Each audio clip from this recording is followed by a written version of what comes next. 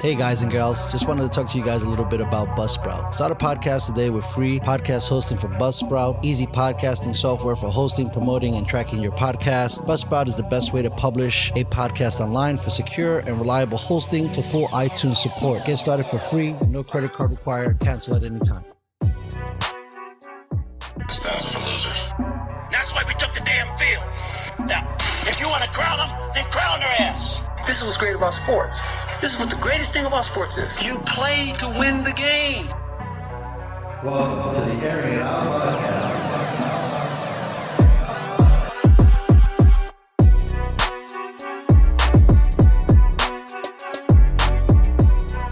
Ladies and gentlemen, welcome back to the Airing It Out podcast. I am your host, Dustin Marion. Today, my guest is Captain Donald Lawson, sailor extraordinaire. What is going on, Captain? Hey, what's up, Dustin? How you guys doing today? I'm doing great, man. I see you in the background. Are you on a boat right now? No. It kind of looks. No, if you look behind me, you see a fireplace and you see a little lake in the backyard, a hot tub. So my wife and I, we have a nice cabin up here in Northern Ohio, and this is our home away from home, if you will. Now I'm on the boat right now. Nice. No, I was just checking because I just got back from the East Coast, but you're in Ohio. I thought you still were in your hometown of Baltimore, so I was going to say the weather hasn't been so great on the East Coast. Yeah. I miss home. I haven't been home for a while because of COVID and stuff. But hopefully get back home in the next few weeks and see our family and friends and get on the water and do some sailing and get some crabs. I miss crabs and seafood. Yeah, no, that's you guys are known for that, right? Wedding Crashers, they're known for football. Absolutely, that's right. Crab cakes and football, baby. That's what's up. I love it. Ravens. That's what we do. Yeah, I know. Getting a little off track for a second. Are you a Baltimore Ravens fan? Absolutely. What'd you think about Lamar's performance this season? You know, he took a step back, probably more for fatigue more than anything else, because, I mean, it's only his third, going on his fourth year. And, you know, it's hard to play football, and it's hard to be a leader of a team. And people are watching film of you nonstop, studying you. And so, you know, he got hit with some stuff that he hasn't been hit with before. And so I think now he's experienced that, he'll come back next year with some new stuff. And I feel confident. You know, I saw Pittsburgh just re-sign Ben Roethlisberger. So I'm grateful for that because it helps us out in Baltimore. 100%. And then from there, between the Bengals and the Browns, I'm not too worried about those guys. So if Baltimore can just maintain what they've been doing, we should be back in the playoffs again. Yeah, no, I'm excited. I really think that it's great for Lamar to have emerged as an elite player in the league. I also think it's important for us to have more diversity at that position. So I'm happy to see that we're able to have that, and you know, him coming off of an MVP season was really good. And you know, I'm sure they're gonna bounce back. They're coaching over there. Even Ozzie Newsome, they do great stuff in Baltimore. Yeah. I mean, Baltimore has a good tradition. I mean, you know, you take it back to the Colts when we had the Colts before they left. We've always had a blue collar, hard hitting franchise in Baltimore, and our tradition, our culture is hard work.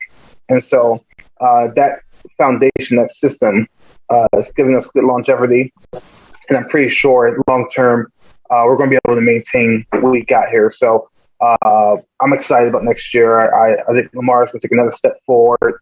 And, you know, the Harbaugh guy, you know, he's really good. Rashadi, the owner, they take good care of us as a city. So yeah, no, I'm excited. Hopefully they could get him a couple more weapons. I think that's probably about the limitation for that team. They do have a couple of defensive free agents that they got to figure out who they're going to sign, but they always bring in guys and they always do good stuff. Yeah, we generally get 1-2 good years out of most free agents. And so, you know, wide receivers can be interesting. I know we have a couple guys. I mean, we're really short.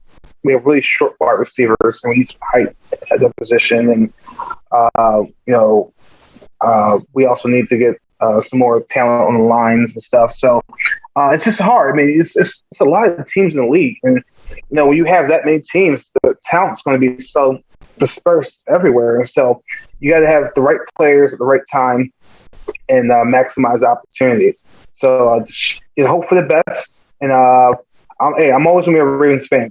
If the Ravens were not in Baltimore, I probably wouldn't even follow football. So I am a Baltimore Ravens fan. That's awesome. Are you also a Baltimore Orioles fan? You had to go there. I was just checking.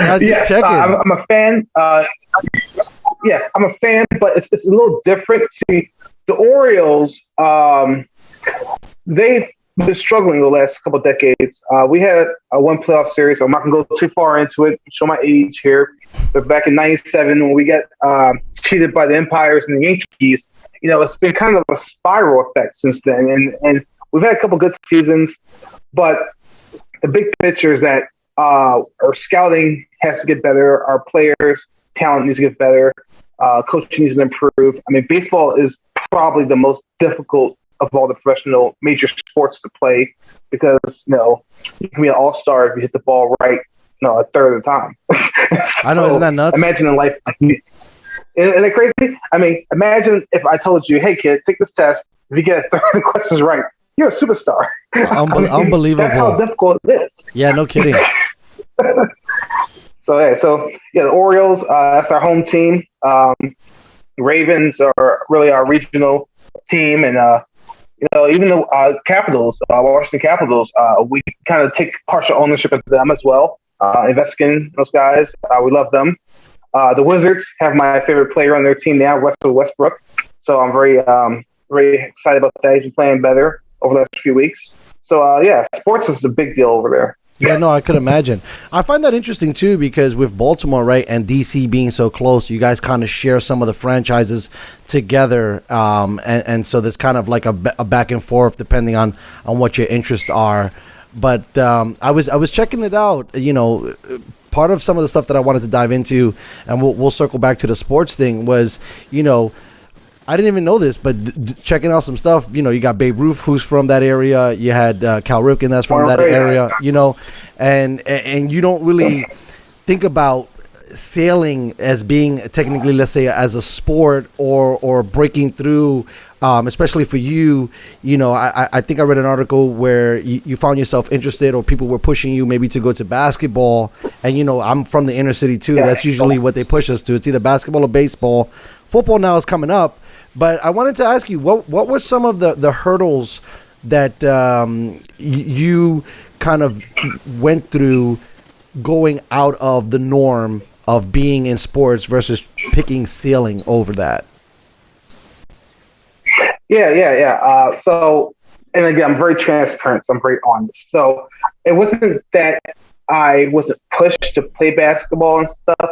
I just wasn't very good. Okay, so I could shoot the ball real well. I could play defense, but I was more of a 3-and-D player before 3-and-D was a thing. And my siblings were great athletes. Some All-Americans, some All-County players. My dad was a good ball player too. And I had to find my niche. And so a long story short basically was I got to go sailing as a 9-year-old. With the Living Classroom Foundation, and that got me on the water for the first time. I got to have freedom, and I got to steer a giant boat, 75-foot boat, as a 9-year-old. And while I was standing there, the captain was steering the boat, and I said, "Hey, Captain, how far can I take a boat like this?" And, he said, "You can take it around the world, technically." And I said, 9 years old, well, that's what I want to do. This is a sport. This is something I can do. And from there, kind of just took off from there. I mean, Baltimore is located on the Chesapeake Bay. And for those who are not familiar with the East Coast, Chesapeake Bay is like the largest inland body of water you're going to find. And it's a mixture of salt and fresh water called brackish. And the cool thing about it is that it's about 180 feet long from the canal down to Norfolk. And when you're in there, you have so much space, so many places to explore that you start feeling like you're in a different world. And when you compete in these events and these regattas, man, you get to see so many cool places. It's really awesome. No, that's very interesting. I find it fascinating that at 9 you kind of found your way. I think a lot of people kind of have a hard time. Everybody tells you, "Hey, go to college and you figure yourself out there." But I think it's awesome that right out the gate you just felt this passion, and you had the thought about trying to sell it around the world. I thought that was really, really cool. Yeah. Look, my personality, people who know me, my family and friends will tell you I'm a silly, fun, outgoing. I like to party, have a good drink, have a good time. But when it comes to life and direction, I'm a really, really focused individual. And so when I see something that I want, or I see something that needs to be done, it gets done. And when I had an opportunity, when someone told me I could do a challenge that at the time had never been done before, because you got to remember, this is back in 1989. And at the time, there had been no African Americans in the sport of sailing. And so there was no one for me to look at and say, hey, I want to be like that person. And ironically, 2 years later, Captain Teddy Seymour went around the world. And then a year later, Captain Bill Pinckney went around the world. But before that, and so my imagination was fresh and new, and it was kind of, I'm going to call it original. But I saw it as an opportunity to do something that hadn't been done before. And that stayed with me since that time period. And everything I've done since then has been working to achieve that goal. No, that's amazing. I was blown away that, like I said, at 9 you can put that together, and especially when you were saying that no one from the Afro-American community had a presence in this sport, and for you to just not even see, be more, let's say, colorblind and limitless, and see something that potentially you thought that was capable of grasping is unreal. What, besides, I know you went to this program and they put you out, and then of course, driving a sailboat. You said 100-footer, right? A 75-foot. 75. That's still pretty big for a 9-year-old kid. Yeah. It could have seemed like 200 feet. After that day, looking at the open water, is that what attracted you to sailing, or what else attracted you to sailing? Was it the people in the community as well? Yeah. So what attracted me to sailing was when I got onto the boat, there was a class of us. So let's say, just for the sake of conversation here, 20 students. And when I got on the boat, my curiosity led me to leave the group and start exploring the boat. Now, granted, I wasn't supposed to do that. I was supposed to stay with the group, but I was pretty short at the time, so I was able to weasel my way out. But during that, I got to see the interior of the boat first. I got to see the bunks where the crew slept. I got to see the restroom on the head where they go to the bathroom. I got to see the galley, the kitchen where they cook it.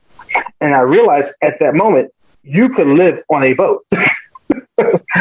From there, I got to see the captain's quarters. And I got to see, at the time, it was an old IBM ThinkPad, but I got to see a computer, a laptop on the boat for navigation. And so what I realized is that this was a vessel that not only could I go on and have adventures with, I could stay permanently on board. And so what drew me into it was I had everything I needed on this boat, and the boat became home for me. Yeah, no, that's awesome. I'm over here in San Diego, and we have a bunch of different ports and stuff like that. And I've always been fascinated with the idea of like living on your home, and then you can leave, right, with your home. Yeah. And you can travel, you can go to different places as long as you have, I guess, money for gas and money to port.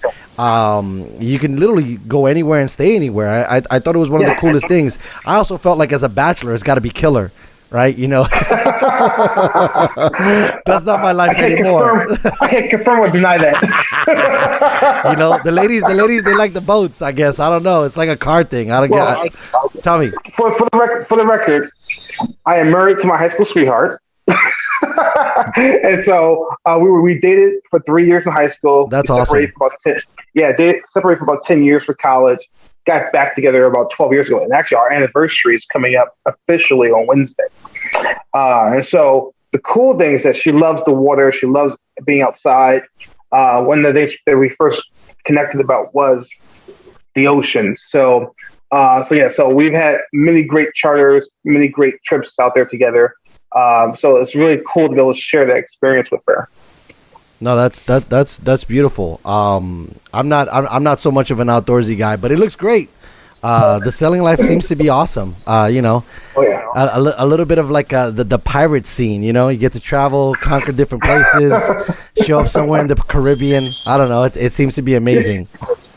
Yeah. Well, look at Star Trek. I always use that as a good example where the Enterprise goes to different planets every single episode, and so what you can do with a sailboat is say, you know what, I'm going to explore the Caribbean, and I'm going to start from Grenada and work my way up to Bermuda, and hop island to island to island. And as you hop these different islands, each island has its own history, its own culture, its own food, which is part of culture, but foods, music, and you get to learn so much. And by the time you get done just that trip by itself in the Caribbean, you've probably been to 1,000 islands and met like 1,000 people or more. So obviously you've sailed out of Baltimore and stuff. Where, besides, let's say, the Caribbean, which I'm sure you've have visited and sailed to, where other places have you sailed to? Whether out of Baltimore or where? Yeah, the joke is always the only place I have not been is Antarctica. I think you're good. I think you're good with that. But I spent months in Europe. I got to go to Africa for a while, the Mediterranean, the Caribbean, Canada, and sailing on the same boat. Sailing on the same boat, just going spot to spot. No. So in my career, it was very unique, and it kind of leads toward the record conversation as well, which is kind of cool. But I want you just to picture real quick the movie Karate Kid, and in that movie, the original Karate Kid, of course, the good one. And so in the original one, you have the instructor, I can't think of his name now, but instructor Mr. Miyagi. Danielson, Mr. Miyagi, thank you. Miyagi says to Danielson, I want you to paint this fence. Wax on, wax off, right? And the kid starts doing it. He gets frustrated. Why am I painting a fence? This doesn't help me. And then he questions the instructor, says, why are you making me do this? And he tells him, defend yourself and do this. And then the kid realizes, he was training his muscles by painting. Okay, so sailing is the same way. And I didn't know at the time. I was just a college kid desperate for money. But what happened was I got an opportunity to start delivering boats. And what happens, most people who own their own boats don't have time or money to move the boat themselves. So they hire professional captains like myself to move their boats from, let's say, Nice, France to Barcelona, Spain. And they'll give us, a certain amount of money. So I need to go here about this date, get it there safely so I can have vacation with my family. Okay, so what I have to do then is sit there on the boat. If it's just me or if I have a team with me, I have to navigate a course from Nice to Barcelona. The key is that this boat's expensive. It belongs to someone else, and you're being entrusted with it. So the goal is to get the boat there as quickly as possible, but in safe conditions. And so what you do, you wait for the right weather system to push you from point A to point B. And so in doing that, you arrive at the destination, the owner's happy, and he gets you extra bonus. And then from there, you fly from there to the next destination that stays in the Caribbean, and you do the same thing. And so we pretty much are mercenaries. And so now here's the tie-in to the Karate Kid thing. So doing deliveries like that is practice for doing records. The records are identical. So let's say I'm doing a record from Miami to New York. Well, I have a boat. I want to get the boat safely from Miami to New York. I have to wait for the right weather system, time it properly, and take off and go and get there as fast as possible. And so what's happening was I was working with an American legend named Bruce Schwab. He was the first American to finish the Vendée Globe around the world race. And he had this really fast open 16 boat. And he said, hey, I need help taking it from Portland, Maine down to St. Augustine, Florida. And so we take off. It was 3 of us on board. And we got to Charleston, South Carolina, and he said to me, and I quote, I don't know what the world record is from Portland, Maine to Charleston, but we probably just broke it. And then it hit me. I'm like, oh my God, all this time I've been doing deliveries, I've been practicing records without even realizing it. And so now when I compete, well, not now, but since I started competing back in the day, my mentality was always point A to point B, do it this way, and that's why I've been able to break records and be successful in racing. That's awesome. So basically, it's more like points and destinations, right? And then when you're saying weather, are all of these sailboats, right? Always sailboats. I don't do motorboats. And so you always have to make sure that there's the right amount of wind. Is that what helps with the speed and how you're doing it? Absolutely. Yes. So everyone would think, the more wind, the faster you can go, which is not correct. Once you get to a certain wind strength, let's call it 35 knots, which is about 40 miles per hour winds. Always add pretty much 0.33 to get your knots in miles per hour. Anyways, and so 35 knots of breeze. Above that, you have to start slowing the boat down, because the more pressure you put on the boat, the more likely you are to break the boat. And stronger the winds, generally stronger the waves. And so what happens is you want to try to find a sweet spot. Each boat is designed to operate inside of a wind range. And so most boats generally operate around 20 to 25 knots of breeze. That's kind of their sweet spot. And you also want the wind coming from a certain angle. So without being too yachty here, basically you want the wind coming off your side of your boat. So you put your arm out straight to your side, 90 degrees. That's, 180 this way, but 90 degrees from the front of you. That's what you want. You want to be on a beam reach majority of the time. And so what happens is if you can get the wind to be on that angle in the right wind range, you can maximize your speed over distance. So I found it interesting when you were saying that you can potentially break the boat if you're going too fast. Once you start passing that 35 knots, do you start to slow down and kind of manage it a little differently? Yes. So the real skill to being a great sailor is being able to manage inclement weather. And so what happens is, as you're out there, you get your weather routing every 12 hours, sometimes every 6 hours, and you see what you have in front of you weather-wise. You see that the storm is coming or a tropical depression is coming, and you're like, okay, I need to position myself in this storm system when they rise to maximize the wind angle, number one, and then the sea state, how big the waves are, and then the wind strength. And so sometimes in certain boats, you can't outrace the weather.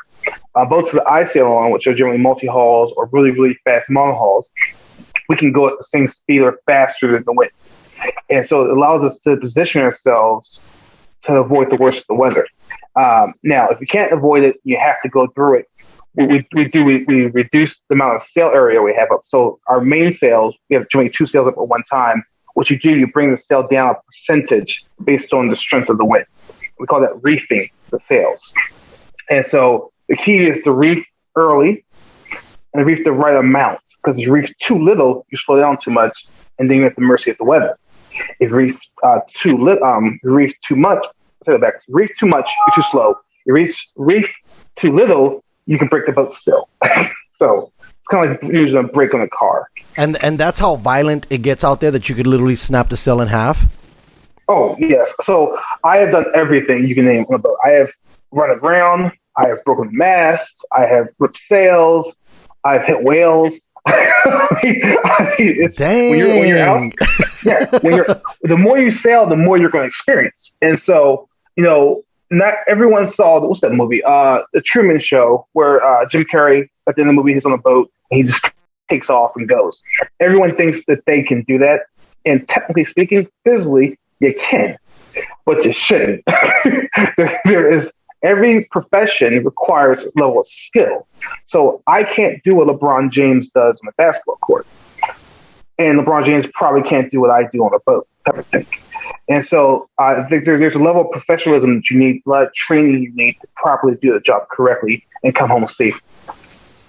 It's weird. I've been randomly watching some boat films, and I can't remember all of them off the top of my head. But like when you get into these crazy storms that you're trying to use to create momentum and speed to potentially maybe break a record or get there sooner or faster, do you ever get nervous about being like shipwrecked, or if you broke something in the middle of nowhere? I mean, I think the boat has kind of an engine, right? But you can't use it to get that far. Do you ever get did you get scared or nervous earlier on in your career when you maybe crashed into the whale or messed up the sailor, ripped it in half or whatever? Yeah. So to be clear, most boats have auxiliary engines on board to help you get out of the marinas and ports. Those diesel engines are now starting to become electric motor engines for environmental safety, and also because it's just better performance-wise as well. But no, you can't really use your motor very often in big sea states because it's just not strong enough to fight the waves or the current in certain parts of the world as well. And so when you're out there, you really are on your own unless you're in the fleet of boats. And so there have been plenty of times where I've been nervous or afraid. That's just part of human nature. I've seen waves the size of stadiums, and I'm not exaggerating.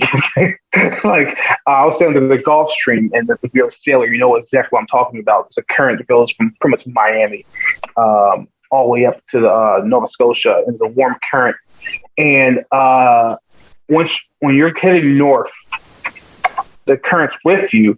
But if the wind's with the waves and the current, the waves get gigantic. And I was sailing a boat, about 21-foot boat. It's one of the smallest boats I've ever sailed offshore. And I had to cross the stream. And funny joke in Ghostbusters. Cross the stream. Don't cross the stream, man. You see? I told you. Yeah. So cross the stream, and these waves were massive. These are easily the biggest waves I've ever seen. And I was sleeping initially when the first wave hit me.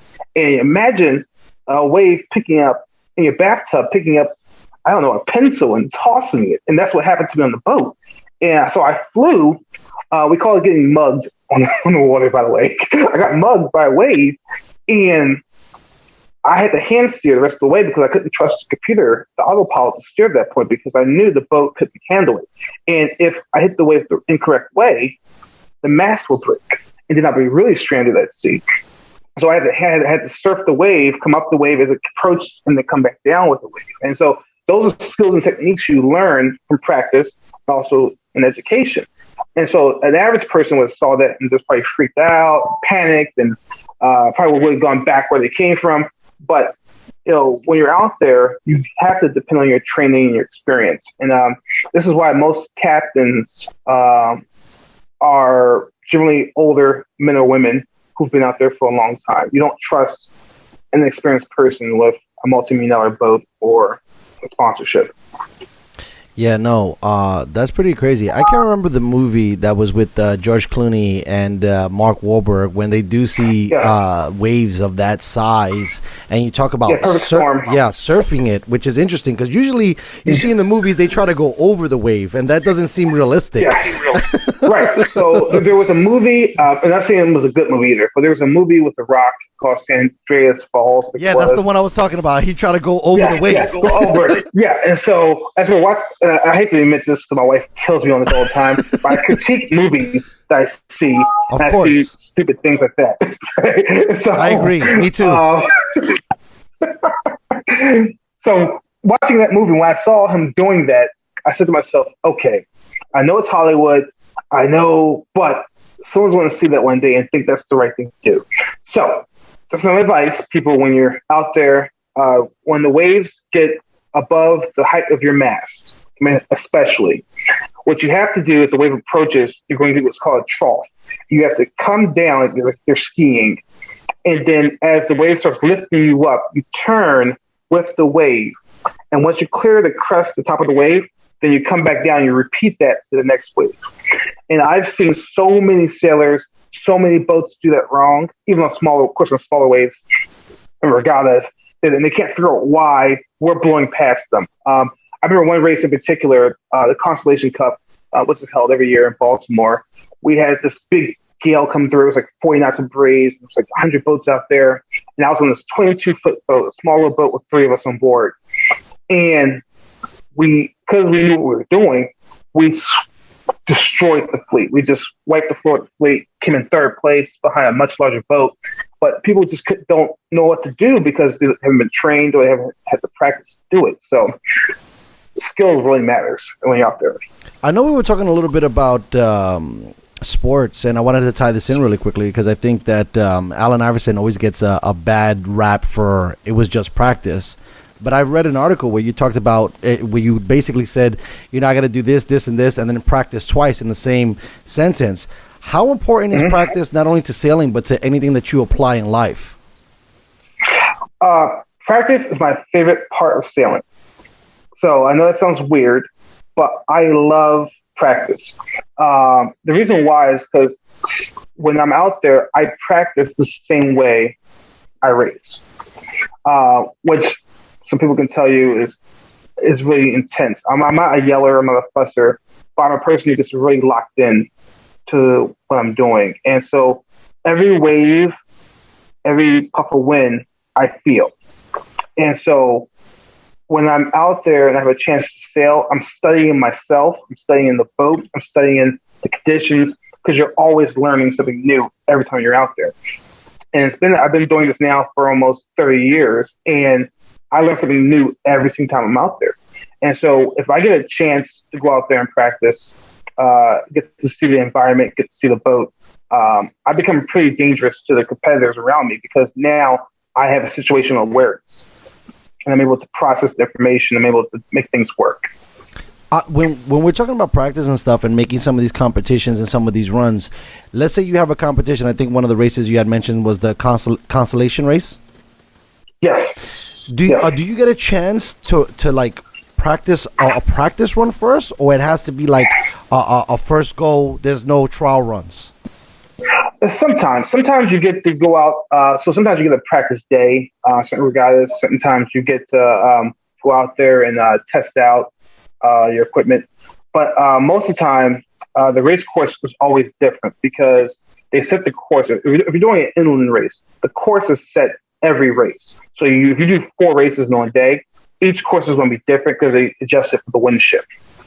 When you're offshore in the ocean, you may be going from the same city that you've gone to before and left from before, but the weather and the current is always different every single time. You'll never get the same thing twice. So what you have to develop is your skill set. You have to develop a system that allows you to be able to process the information and make the right decision at the right time. It's never the same. I always tell people all the time, it's like playing chess on the water, because you never know where your opponent's going to move the next chess piece. That's fascinating, because it's basically it could be the same run, but because the water doesn't really have any predictability, it's always going to be a different race no matter what. And then if you add weather into it, it probably changes the course as well. Yes, absolutely, always does. Wow, that's Give me one insane. second. I'm gonna change headphones real quick. Yeah, do your thing. Don't sweat it. Yeah, for sure. So that's very interesting. So that's got to be even more of a challenge, because it doesn't matter how many times you've ran the same race or the same competition. There's so many other outsiding factors that you can't even control that are going to add a different element into you. Man, that's got to be a challenge. But you know what? That's 100% right, and not a lot of people get that initially. But I'm gonna throw a curveball at you real quick. I look at sailing as a teacher of life. And that's how life is. You know, everyone has their own journey to walk. And I can't say to you, do what I did to be successful. Because what worked for me at that moment may not work for you ever, and vice versa. And so you have to apply the same philosophy that you do in sailing or life to your sailing. And so some of the most successful sailors live some of the most productive lives, surprisingly, right? Or unsurprisingly, because people who are able to channel their thoughts and process decision-making at the right moment and execute it are able to go on the water and say, you know what? Yesterday when I practiced, the current was coming at this angle, at this strength, but today is now shifted that way and it's a little weaker. So now I need to position myself 15 degrees this way differently. And so you start processing, you start looking at the situation like, okay, I got 5 bills to pay, but I only get paid 3 of them because I don't have so much money. So can I get an extension on this bill? You start the way you process life, same way you process what you're doing sailing. Yeah, no, I think that's why for me, I enjoy football so much, and I think even chess too, because a lot of the stuff, the analogies, and some of the lessons are cross trainable. I could imagine that for sailing, it's got to be even more diverse in that situation where you're going against so many different odds, and then you overcome that. That's got to be great to be able to apply in life, where you don't you don't ever come against a wall or a wave that you don't feel that you can surf through and get to the other side, and always stay positive, especially when it seems from the stories you're saying, a lot goes wrong on sea, no matter how prepared you are. Yes. Oh yeah. Yeah, preparation is like 80% of the journey, and then the other 20% is, well, maybe I say 10% luck and 10% skill. Because what happens a lot of times is everyone has a plan till they get hit, right? I could Mike Tyson quote for you. And so when you're out there and you start a race, your opponent also is starting a race too. They want to win as well. So when they're going through the same conditions you're going through, so you have to figure out, how can I maximize my situation to get in front of them? And think about it from this perspective too. If we do a race over a course of 24 hours, and I'm doing 19 knots of boat speed, and you're doing 19.1 knots of speed, you're going to beat me by 2.4 miles by the end of the day. Because over 24 hours, that fraction of a knot is 2.4 miles. And so that's all it takes to be successful in the water. And that's the same with life. To be successful in life, it just takes a little bit more effort than maybe the next person is doing for you to get ahead. It doesn't mean you're going to win. It doesn't mean you're going to be the best of all time. But you can maximize your opportunities by just putting that little extra effort. Maybe instead of eating that one piece of cake, cut it in half. And then you just take some carbs and some calories, and you can lose some weight. That kind of way of thinking. Maybe everybody should become a salesman or a sailman or seaman, right? That's the proper term, correct? A sailor? Yeah, I keep getting it screwed up. Yeah. I was like, man, I got all these different terms. A sailor. No, it's fine. I've been called all those.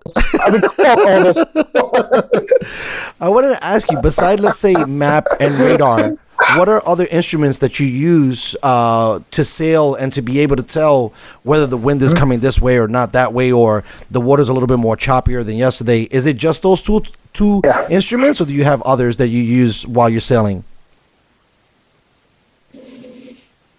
Yeah. So equipment today in 2021, thank God for it, man. When I first started sailing, technology was so uncivilized. Yes. Where I always tell people all the time, if this was back in the day, pirate ship days, I wouldn't be a sailor. I love food. So I want good food. I like clean water. And so before technology was around, things were really rough. Now we have apps and stuff where I could be down there in Antarctica, and I can talk to you just like I'm talking to you right now on the Zoom here, and it'd be clear as day. And so I can talk to my wife. She can track me on her cell phone. You can track me on your cell phone. And in fact, today you can race me on the app while I'm doing my records. So technology's gotten to a point now where... Wow, that's amazing. Cameras, technology, microphones. And so I have onboard computers. You usually have 2 or 3 computers on board. One computer we call an autopilot. It steers the boat for you when you're sleeping, or nowadays, most autopilots are better than most humans. The AI has gotten so good that they can sense and detect when to steer the boat. And you'd be surprised, most human beings are not very good at steering boats. So the autopilot just helps them out. From there, we have software that helps us navigate, get suggestions on routes based on the boat abilities, and you can set wind ranges where if you don't want the boat to sail through winds stronger than 10 knots for some reason, it will tell you don't go that way, go this way instead. We have wind indicators on top of the mast. It tells what angle the wind's coming from, respective to where the boat's located. We also have sensors on the boat that tells about water temperature and salinity of the water, because those things do matter. The more salinity, the more buoyant you are, for example. So more salt. So like you're in the Pacific Ocean, I think the salt concentration is actually lower than the Atlantic, I think. And so when you're in different oceans, how you balance the weight on your boat determines how the boat performs, all kinds of stuff like that. So there's a lot of technology assisting us. The good thing about that is that it allows you to focus more on the competition versus survival when you're out there. Yeah, that's what I was going to ask you. Is all that stuff like legal when you're competing, or do they like it more so that it's more raced like old school style, or is all the technology and the racing kind of moved progressively together? Yeah, so there's different leagues in sailing, just like you would see in auto sport racing. Like Formula One car racing is the pinnacle of car racing, and so technology there is well more advanced than you're going to see in any other level. And so, just in sailing racing, I do is on a Formula One level, and so the technology we have is kind of unlimited. Whatever you can think of, do. On other races, there are some races, one race in particular, where you're only allowed to use a sextant, which is an old compass device that you use with the stars and the moon to know where you are on the map. Other races, some crew races around the world, you're not allowed to even use an autopilot like we use. You have to use a limited pilot that only can steer based on heading and wind angle. It can't do any advanced stuff. So every race has a specialty to it. But the stuff I do is more open class racing. It's more, you bring your boat, I bring my boat, whoever wins, wins. That's awesome. Well, you said a sextant? Is that the name of the piece of equipment? A sextant. A sextant. A sextant. Yes. A sextant. Yes. No, I was just going to ask, how do you see the stars in the daytime? How do you see the stars in the daytime? Right. So use the sun. The sun is, of course, the sun is a star itself. So you use the sun, and you would do what's called dead reckoning. And what you have an almanac, the British put together back in the day, and you can go through based on the time of day, the season, and the rough idea where you are in the world, and you can narrow it down pretty accurately where you are. A good dead reckoning, you would probably do it morning when the sun comes up, noon, and the sun's going down. That's for your latitude, but longitude, you pretty much see a stopwatch and a good guesstimation of what time it is of day and that kind of stuff. But it's not very used very often because there's so many satellite constellations out there now that GPS is going to be around for a long time. So, yeah, no, wow, that's so much. I mean, I guess that like you were saying, that's how they used to do it back in the day. It's got to be nuts to just be using stars and even the biggest star, the sun, to kind of steer where you're headed. Thinking about some of the settlers that came from Europe over here, that must have been nuts, especially when, one, you thought the earth was flat, and two, you had no destination really. You were just going, right? And I saw a lot of these guys using all that stuff. You were guessing. Right? I mean, you said earlier it was 10% luck, so it looks like... Go ahead. No, please finish your thought. One place you're going here is that back in the day, you have to think to yourself, having a sextant and an almanac was advanced technology. And so by today's standard, that's primitive stuff. We try not to have to use that. But the luck has become a smaller factor as the technology has improved. And so 20 years ago, the computer systems were so primitive and the satellite on the weather routing was so bad that you would think you're heading in the right direction, and it turns out, oh no, I'm sailing toward a hurricane. But you wouldn't know unless you had a barometer or something to help you with pressures and stuff. But today, you can pull your cell phone up right now and look at the weather in Antarctica for the next 3 weeks, and it will be pretty accurate. I mean, so today is a lot. That's awesome. Different. I wanted to switch gears for a second because you said you've been sailing pretty much not 100%, but since you were 9, you were really interested in this stuff. You also joined the Navy. What was your job in the Navy? Were you driving boats, or were you?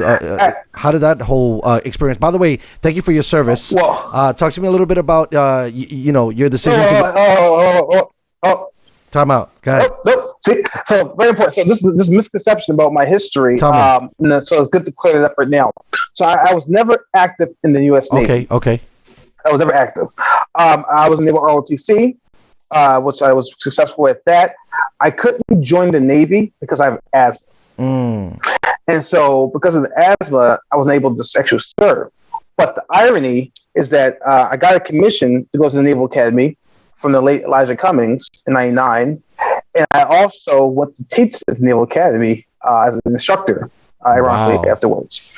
And because of my connection with the Navy growing up, I actually did also do military research for a number of years at David Taylor Research Lab, John Hopkins at APL in Columbia, Maryland.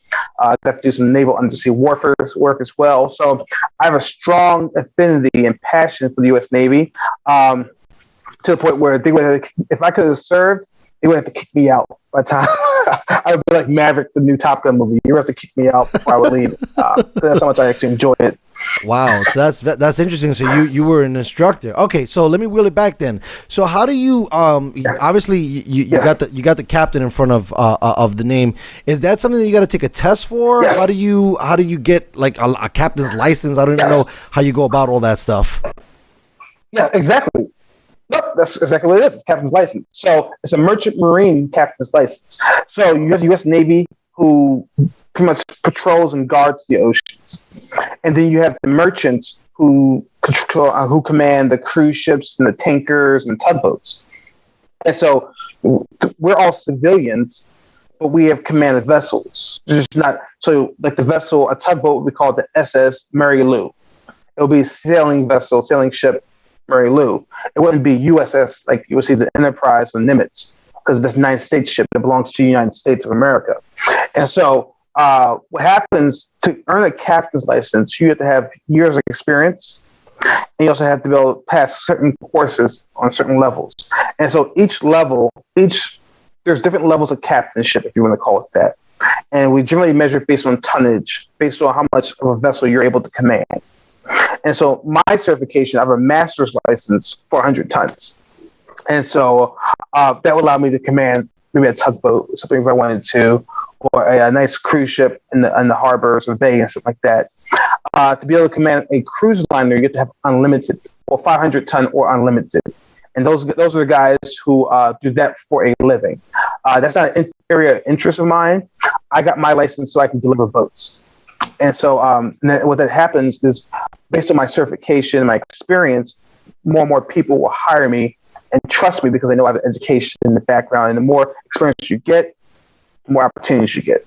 So, all right, so let's go. We'll go back. Thanks for straightening that out for me, because I guess I must have misread it the way I put the articles together. But so 9 years old. Oh, that's fine. You check out the whole boat. Obviously, you're fascinated. You get a chance to get with the captain. He talks to you a little bit, talks to you about traveling, sailing, all this other stuff. From that point on, were you just like a junkie? You wanted to read every magazine, every book. You were on boats as much as possible. Is that how it consumed you? Walk me through like your, from 9 to about your teenage years, with you falling truly in love with not only sailing but the ocean. Yeah. Excellent question. Which is fine. I don't get asked the progression question very often, so that's a good question. So when I was 9 years old, I mentioned I got to go sailing on a boat called the Lady Merlin, which is a schooner. And from that point on, I got to go to camp every summer and go sailing. And I did that for about 3 or 4 years. And then I had a chance to join Naval Junior ROTC. And I got to work with the Navy and go into the Naval Academy and sail on their boats, Navy 44s and Colgate 26s. And then a big opportunity came my way in Baltimore, where a sailing school opened up called the Downtown Sailing Center. And it's a nonprofit education program. And in 1999, I got to go there and start teaching there in 2000. And I got to sail literally every single day. It became heaven for me. And so while I was supposed to be in class studying I went to Morgan State University for engineering. I was supposed to be in class studying. I ended up actually going sailing every single day.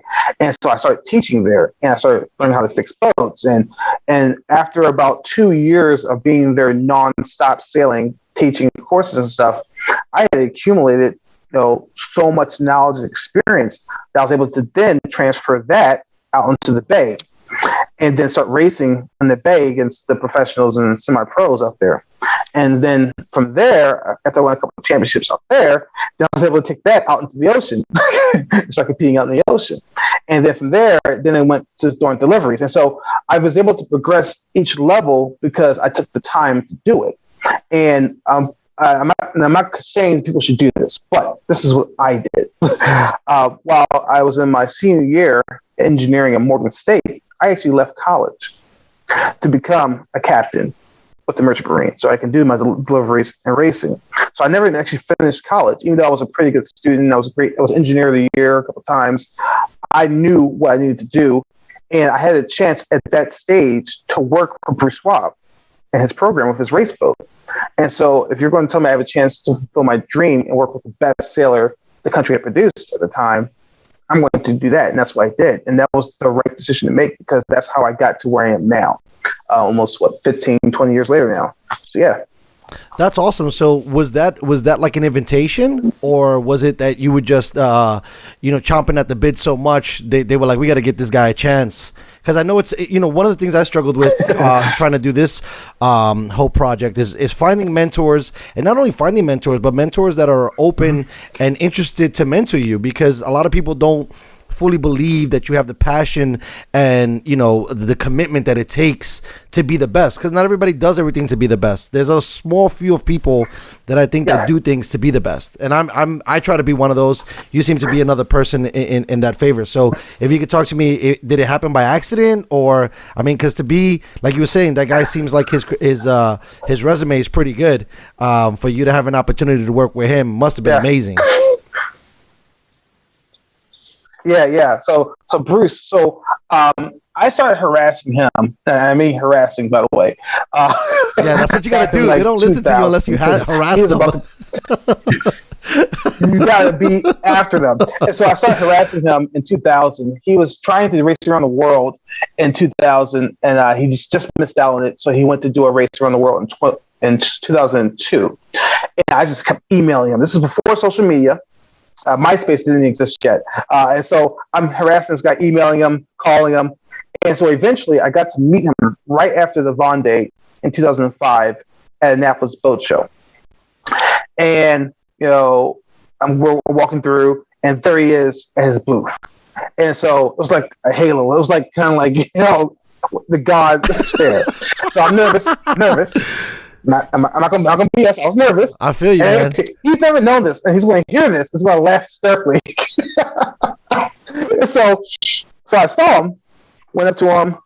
We said, "Hey, how you doing?" I'm Captain Lawson. I said, "I'm Don Lawson," and he said, "Oh, so you're the guy who's been harassing me and messaging me." And so we're talking, and eventually it was time to go. And I said, "Well, look, if you ever need someone to help you with anything, let me know." And so he said, "Well, I think I'm good to go, but thanks for your offer. Well, I can give my number, my card, here you go. So reach out to me." So I go home. The next morning, my phone rings. And it's probably like 7 in the morning. This guy gets up early morning, rides bikes like for 20 miles a day. He calls me at 7 in the morning on a Sunday and says, "Hey, so as an officer out there, you're still interested to work with me?" I said, "Well, yeah, I'm kind of in college right now, but yeah." He said, "Well, I'll pay you. I'll fly you out." I said, "Done. When do you need me there?" And from there, I took off. And this guy taught me so much freaking stuff. I mean, you don't know what you don't know until a master teaches you stuff. And so we're out there, and this guy's walking through just to him basic stuff. And I'm like, I thought I knew what I was doing. I thought I was really good. And I was pretty good at the time. But, to reach a level of a master, to be able to be one of the best in the world. He finished 9th place in the round the world race out of 30 boats. And he was the first American to ever do it. So this is just mind-boggling. And he wasn't even pushing that hard. He could have finished even higher if he really pushed as hard as he wanted to.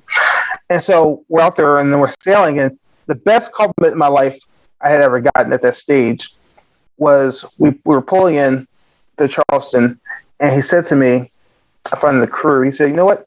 You did a really good job tonight."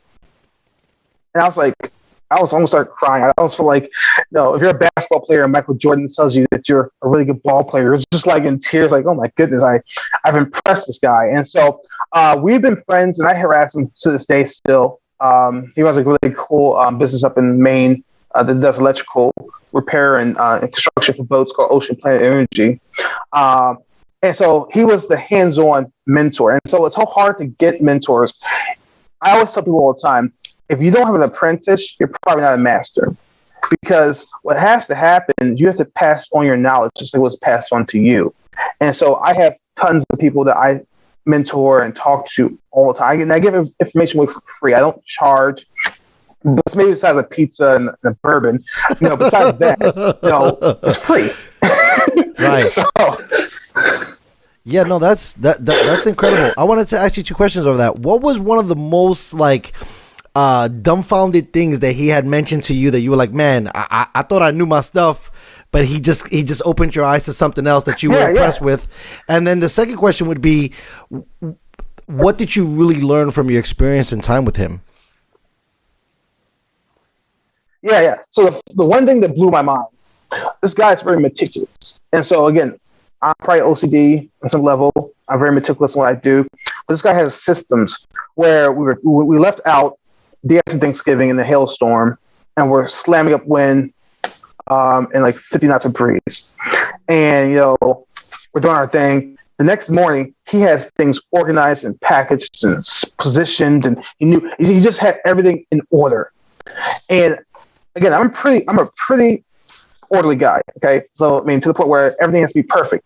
But this guy was so precise that I said to myself, I have to raise my game even higher. I can't, what I do is good enough maybe for the East Coast, maybe it's good enough for the Bay, but to compete on an international level, this is what you have to reach for.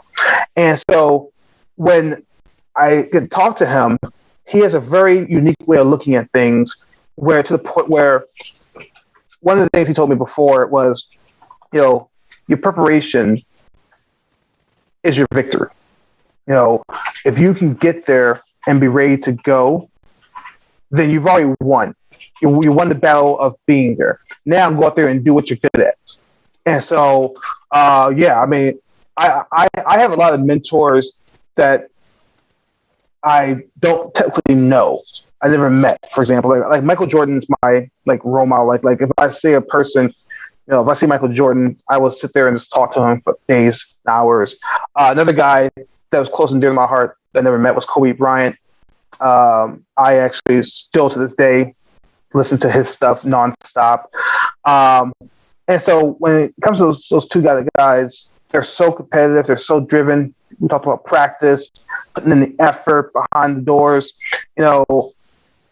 I love what I do, and when I talk to people, I hope it shows. And I think it does, because people then come to me, not because they want to be some sailors or they want to race in the ocean, but they want to apply that mentality to what they're doing. And so my goal is now, that I'm old at 40 years old now, almost 40. My goal is now to help next generation be able to do what they're going to do. If it's painting or dancing or singing, whatever it is, how much effort you put in is what you're going to get out of it. And that's what I've gotten from my mentors over the years. No, that guy sounds rad, man. You almost brought me to tears, bro, because it's so hard. When you start banging on the door, it's almost like, because you mentioned the Mr. Miyagi analogy. It's almost like when you have to, if you brought it to a kung fu movie where the apprentice stays outside waiting and waiting and waiting and waiting and waiting for the master to open the door, and you finally get there and they start training you. Life is a journey, and what you pursue is a journey, but to find someone that's going to help you move the needle is also a journey too. And it's not always so easy. I think people think that, you get a mentor and boom, they just show up, and you got to keep knocking, you got to keep showing up. But that's great that you were able to work with someone of that caliber and take your game to the next level. And I think it's also awesome that you're available, and you've seen how difficult it was for you, that you're more available for other people. Because I think that the older generation, they made us work for their attention a little bit more. I am the same way like you. Anybody wants my time, I'm available. I'm not going to make it hard for you. But you also notice that sometimes when you're too available, right? People they take advantage of you, but they might not apply themselves as consistently, right? 100%.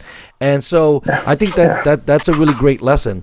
I want to ask you, so you got with this guy, boom, we're kind of going through the chronological order of how you got to the success that you've reached.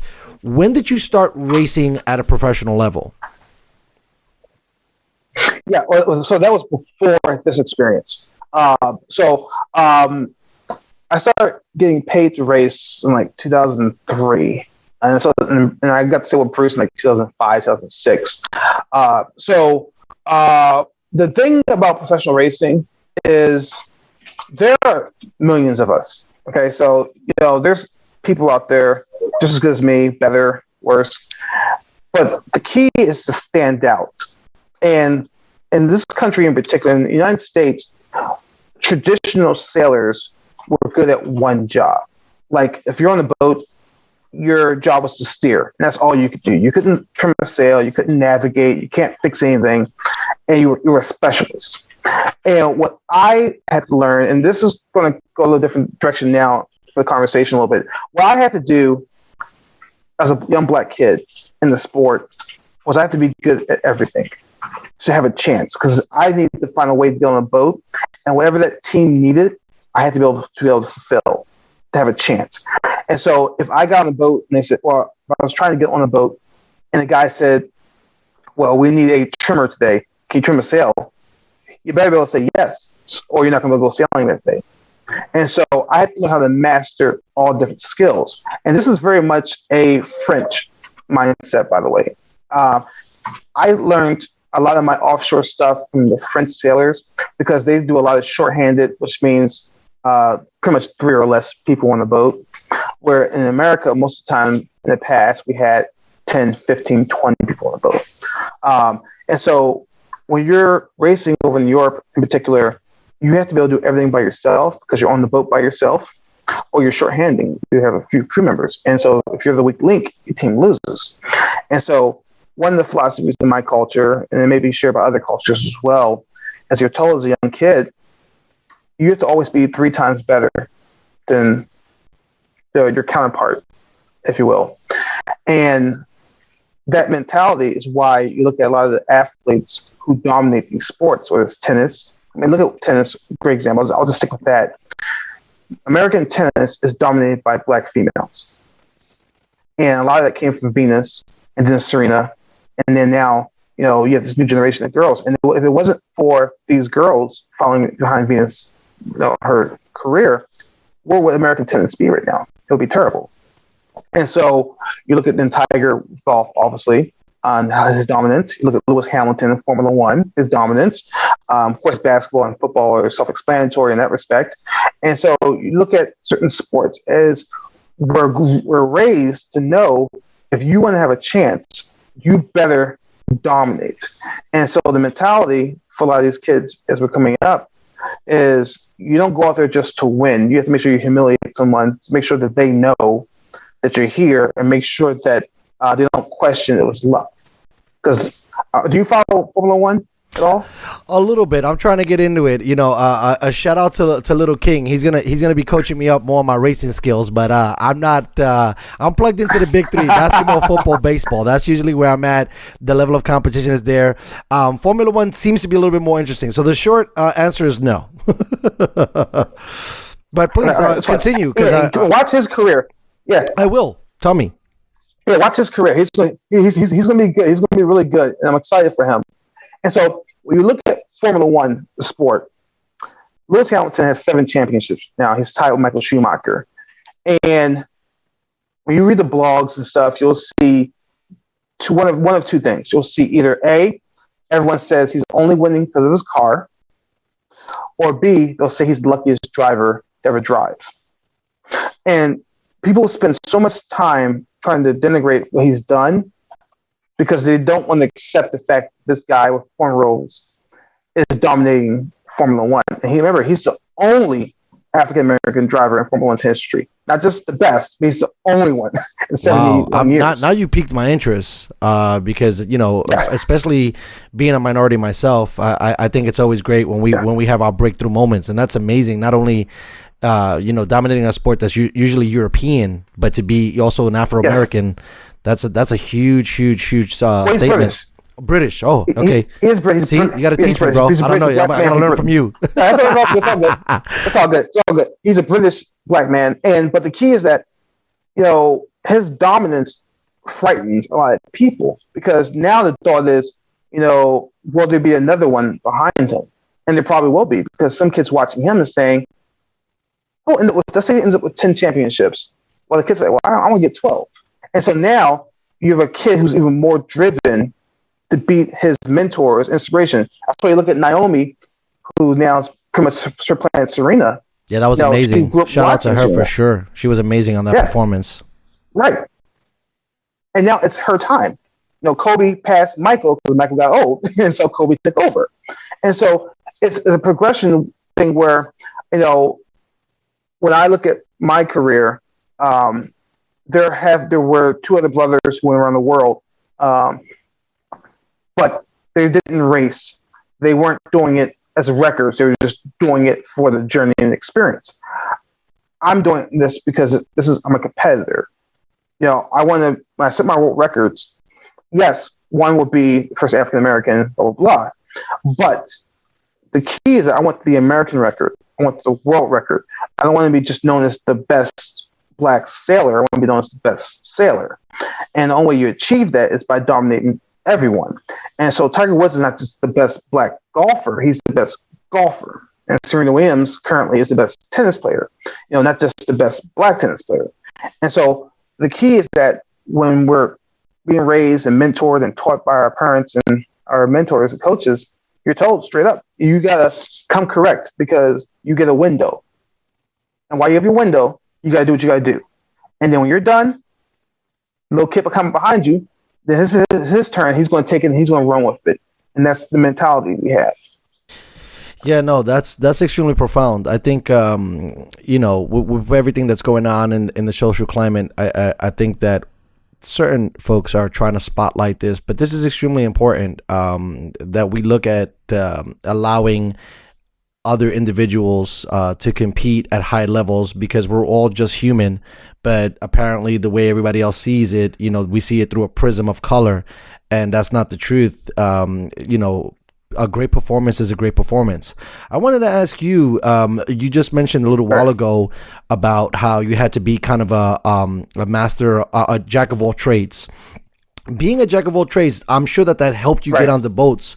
What other kind of hurdles did you deal with being an Afro-American? Because sailing is not for the poor people, man.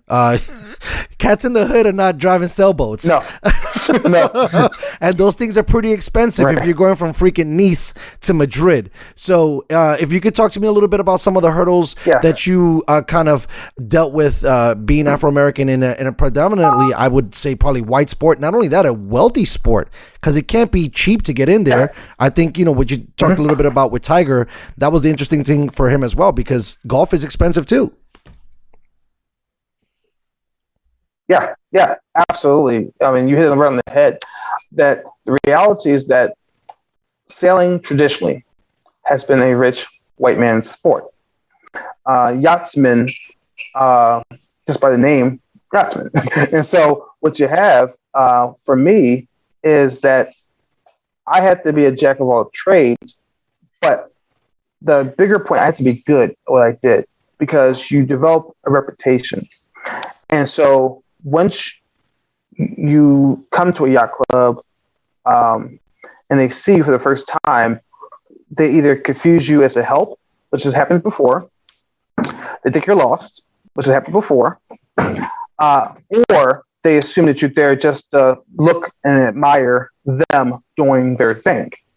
And so what happens then when they find out, no, I'm here to compete, just like everyone else, you go out there, and because I am who I am, I don't forget your face.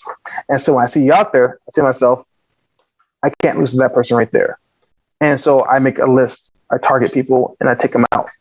And what happens after you start winning and being successful, people start looking at you kind of like you're a prodigy or something, like, this must be the token one. Must be the one that we didn't know was coming.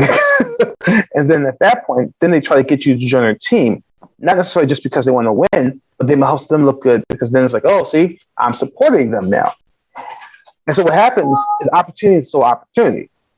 And so I'll give you one example. I won't say names, but some people from my past are going to know who I'm talking about. But there was this one guy in particular who just passed away a year ago.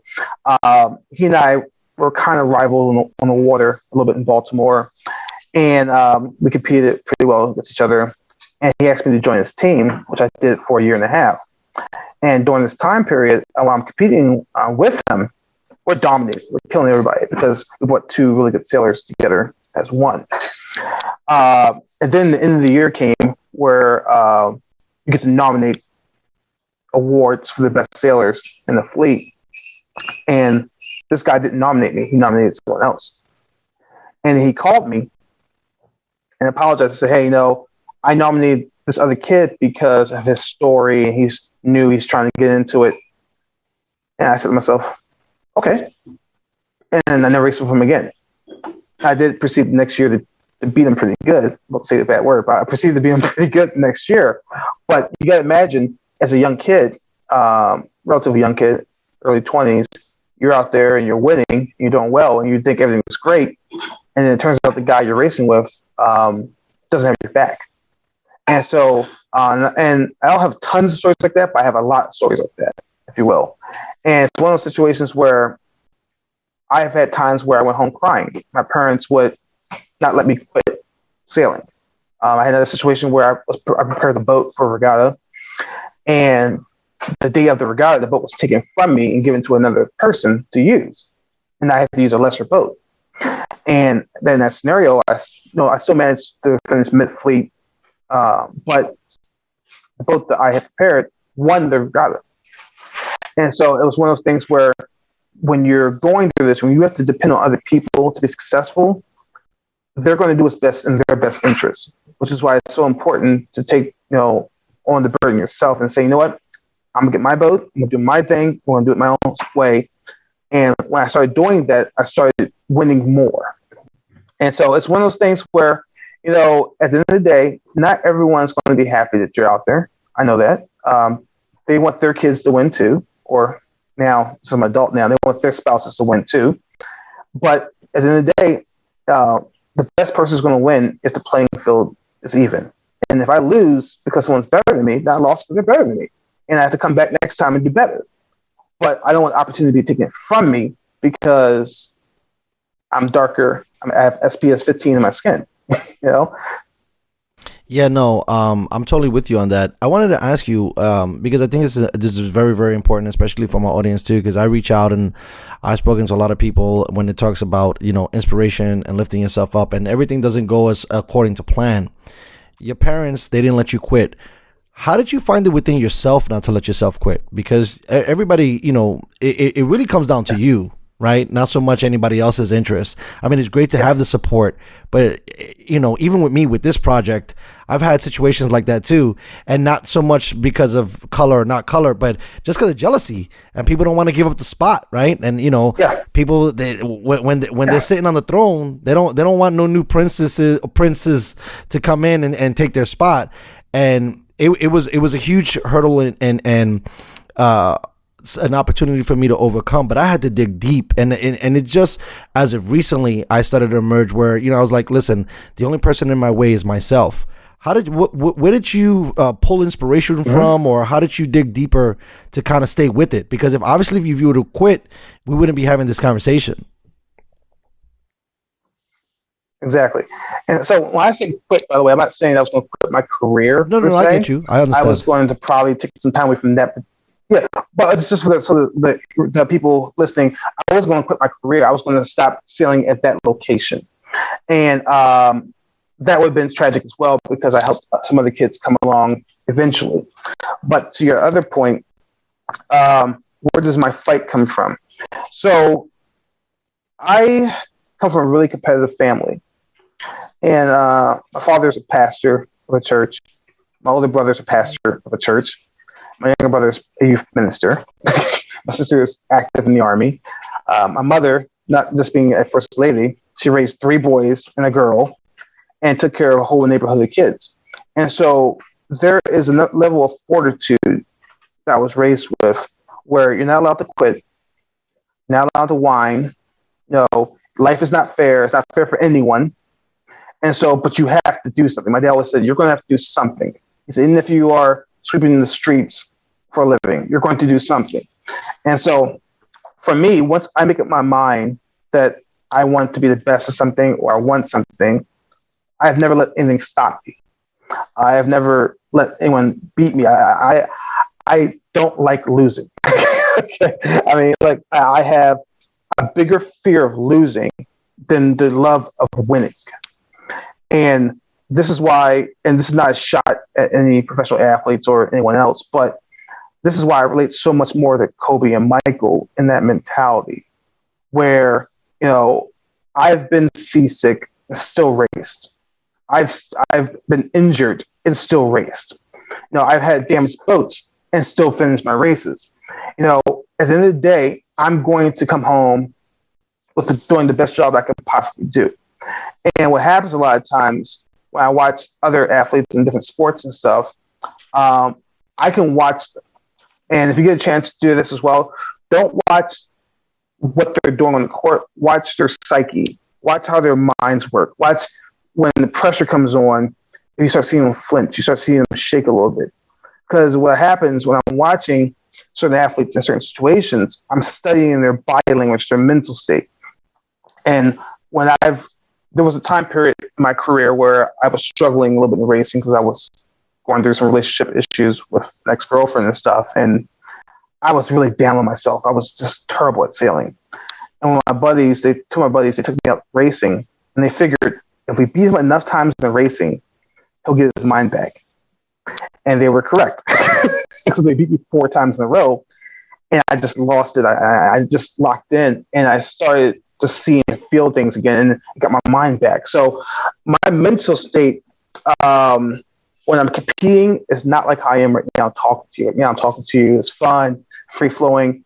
But when I get focused and locked in, I really get locked in. And very few people I meet can do that. And so when I mentor people, when I talk to people, I can tell how committed they are. And I measure everything from 10 to 0. I can tell where they are on the scale. And so most people that I meet are 3s and 4s. They have an idea, they're passionate about something, but they're not willing to die for the cause, if you will. And the most dangerous person in the world is a zealot, a person who's willing to go all in. And that's how I am with life and my sport. And so when it comes down to it, I'm going to go do it. It's happening. That's amazing. You definitely got me inspired, bro. Out of that whole nucleus family, who would you say would be your biggest inspiration? Would it be mom or would it be dad? Oof, that's a tough question. Oh goodness, I'm getting in trouble with this.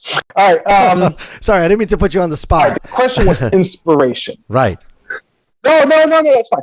Because so you preface it. So you give me a saving grace there. Most You're welcome. Inspiration will be my father. Yeah, that's fine. That would be my father from inspiration purposes. The reason why is because my mother she's a hardworking, she's a fighter, she's a strong individual, she's committed. My father and I have a lot in common mentally. My father has been a leader since day one, since he was a child. His mother passed when he was very young, and he had to raise his sisters and take care of people. So he's been a leader from day one. And growing up, I would see my dad preach. My dad was a coach for basketball and baseball and stuff. I would see him. He was Inspector General for NASA for a number of years. I would see him at work, commanding staffs and stuff. He had 2 secretaries. I mean, this guy was always in command. And so watching that, I was saying to myself, that's where I need to be. This is how I need to think. This is how I need to conduct myself. He takes care of his people. Everyone around my father is always taken care of and cared for. And so that's what I do. If you like my wife, I spoil my wife rotten. I just take care of her. She's always happy. I always make sure she's good to go because that's my responsibility. My people, I take care of. And so I get that very much from my father. And, another side note is that I'm also very blessed. I can't pretend that I came out my mom this way and I was just like, to die, here I am. I got to grow up around a lot of solid men growing up. And so like the pastor of my church I used to go to growing up, I call him my grandfather. He was there. He taught me so much stuff. My father-in-law, who was a captain in the Army. And this man also is a guy who takes care of everyone. He looks after people to this day. And so for me, I was around the right men to learn how to be a proper man. And so when you see me around my people, my team, the one thing they always say about me is I'm very loyal. I'm always there for them. And that's just because that's the way it's supposed to be. And I expect people to be the same way around me. If you're not a team player, if you're not family, I don't have much use for it because eventually you're going to turn on us anyways.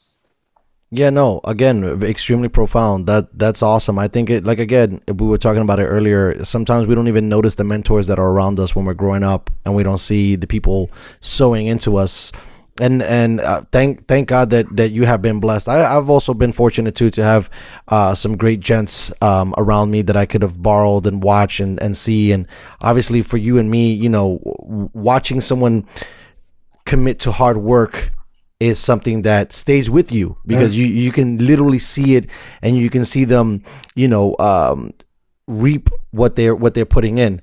I wanted to ask you, I seen on your social, and I thought this was really great. You had like this really good like round table of actors, and I think they even sprinkled in some celebrities in there, Lady Gaga, and it was talking about visualization. How do you use visualization to continue to push yourself and reach newer goals and break through? And now you're trying to go after this, you know, world record. How does visualization work for you in your life, and how do you use it? Yes, absolutely. So imagination, your mind, our minds are one of God's greatest creations. You know, we're able to process things, and we're able to dream. You know, everything we have in front of us, whether it's computers or television, someone dreamed of this. They had a vision of making a device, a laptop, where you can take this wherever you go. And so for me, when I think, my mind, I run simulations in my head. I run, you know, imaginative dreams where I'm like, okay, I want to achieve this record. I've probably have raced around the world 1 million times in my head with different scenarios in my head. And when I dream at night, I'm dreaming about the same trip. I'm dreaming about the same stuff, the same boat, or sometimes it's different boats, but I'm always dreaming about just getting to that finish line, what it will be like to stand there and say, it's done. I got it done. And for me, you know, again, the fear of not doing it is what motivates me more than the fear of completing it. And so there's also times where I sit there and I think to myself, wow, if I stop today, I'm not going to get this done. Or if I let this person who says me, because I'm sure, say for you, on social media, you'll get these idiots, hype man 356 in his mama's basement, saying to you that you can't do it, or no one cares what you're doing, it doesn't matter. Right? I'm sure, don't you get those kind of messages too? Yeah, for sure. You know, there's a lot more hate in the streets than there's love, bro. Absolutely. It's mind-boggling because what happens is that you have people who've already given up. And so I talked a few minutes ago about, I watched professional athletes, and they're playing their sports and critical moments in games and stuff. And you can look in their eyes and tell they don't think they're going to win. And I think Henry Ford said it best when he said, whether you think you can or you think you can't, you're right. And so what happens a lot of times is people, as things get hard, is think, man, it's not fair. The world's against me. It's not going to happen. And the moment you start doing that, you're starting to slow yourself down. And of course, all of us have doubts. All of us have issues that happen. But what gets me through is I say to myself, I'm doing this for a bigger cause. I'm doing this for my family, my friends, the culture, my team. Because when you have people working with you, you know, they're sacrificing their time from their kids, from their spouses. You know, they could be working with another athlete. They can work with another sailor if they wanted to. I mean, they're here with me. So I have an obligation to give 110% every single time and get the job done. Because if I don't do my job, I'm doing disservice to them. And what kind of person would I be then? So the vision, the imagery in your head has to be about the totality of what you're trying to achieve. And too often, kids are told not to imagine anymore. You know, when we were kids, we got to draw paintings of random stuff and then present it to the class and say, this is my pet dragon. You know, today, kids are like, no, you have to only do this. You have to go this path. And it's like when you start limiting people's imaginations and creativity, our humanity is weakened that way. And so if you want people to be the best they can be and achieve things, imagination is everything.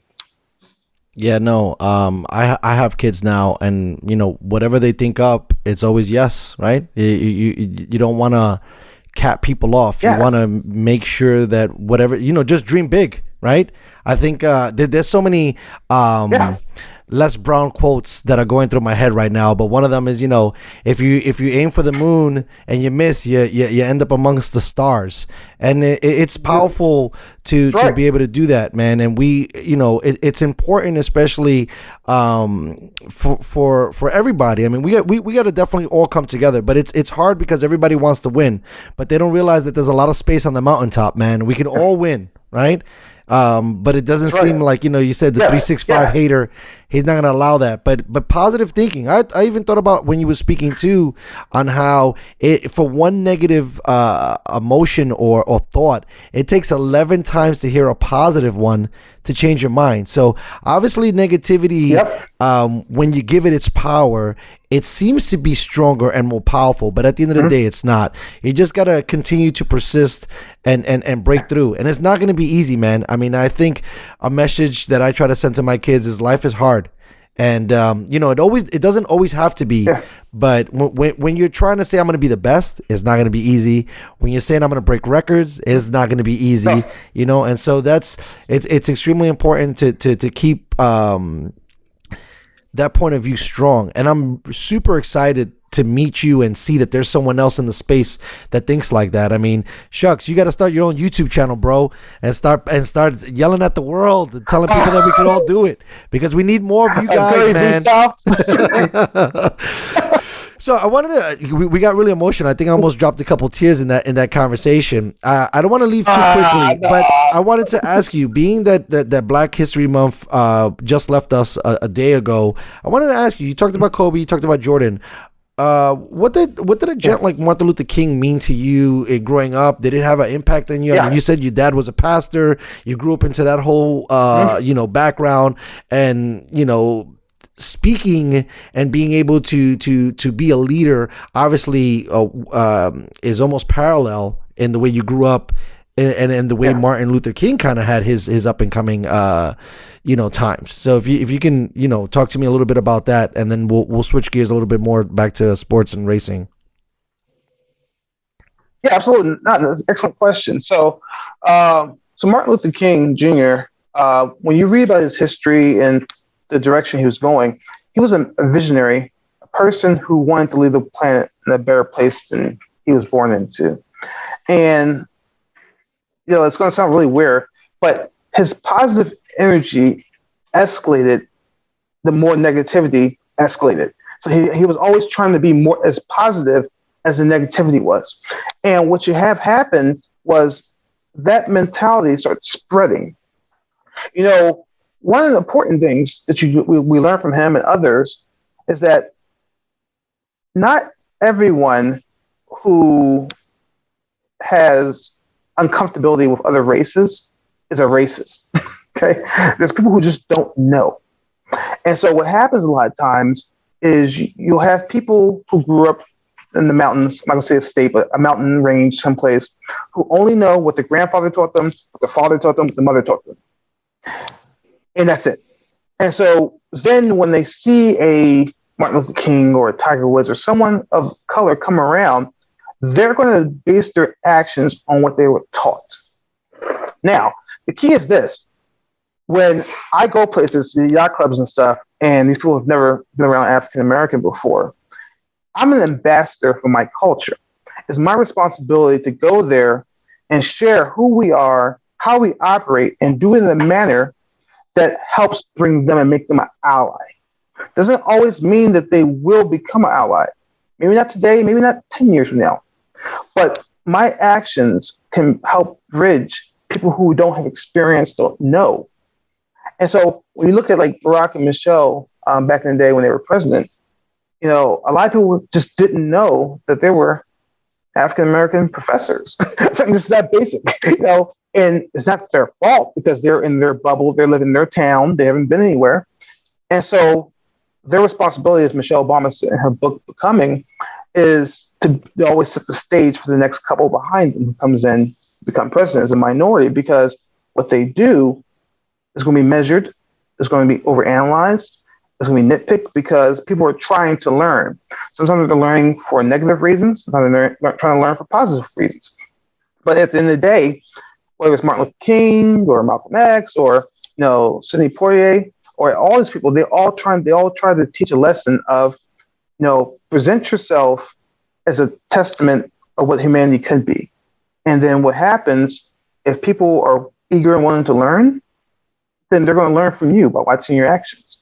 And so that's the burden I also carry with me when I go to yacht clubs, because Mr. Commodore, who's 80 years old, may have a son who has a child, and these children are going to learn stuff from their parents. And I'll never get credit for that. I don't need credit for it. But if someone's better off because of my actions, then I live my life correctly. Yeah, no, that's what it is, man. And I appreciate you being an ambassador for us and carrying yourself in a way that echoes to people, to let them know that we are just the same, just what they don't know, and you don't know what you don't know, right? Yeah. Right. I mean, ask the average American about Chinese history. How much are they going to know? Probably something. So should I get mad and judge you because you don't know about someone's culture? So, but if you get a chance to learn it, and then you can make a decision about how you're going to act. So I think it's very important that we keep this perspective of no one knows everything. Okay? We're all learning. We're all on a journey. We all have maybe 80 years. In that 80 years, we're all going to do the best we can, and hopefully it's good enough to push the species along. I'm jumping a little bit all over the place, but I want to keep some of the things in line. You talked about when you were talking about Dr. King on how he left or wanted to leave the place better than he found it. I read a little bit about you as well, that you care immensely about how we're taking care of our oceans and our bodies of water. If you can tell me a little bit about how profound that mission in your life is. I mean, I know you talked about using biodiesel and solar panels and some of these other things to kind of help out remedy those problems, but it doesn't seem as a whole the narrative is for us to be looking at our oceans, because obviously things are starting to change. The earth, Mother Nature's starting to get a little upset. So if you could talk to me a little bit about, your passion about the environment and some of the things that even us can practice, because, apparently, there's a lot of plastic in the water. So if you can just, tell me what you think about all of that stuff. Yeah. So what we can, I'm gonna go backwards to those questions, but they're really good questions. What we can do every day is think about conservation. And so, like, for example, I'm drinking out of a metal container here, not a plastic bottle, a metal container I can clean and reuse over and over again. Just me doing that once a week saves 10 water bottles. And so, the small things that we can do, like, for example, on top of our house here, the ranch house we have here, we have solar panels, 30 panels. And these panels, of course, bring in sunlight and power the house. And so we use less power on the grid, thus reducing green carbon emissions. Some of this stuff is extreme because we do have a cabin out in the woods, but we have a well, 189 foot deep well. So we have fresh water off of aquifer.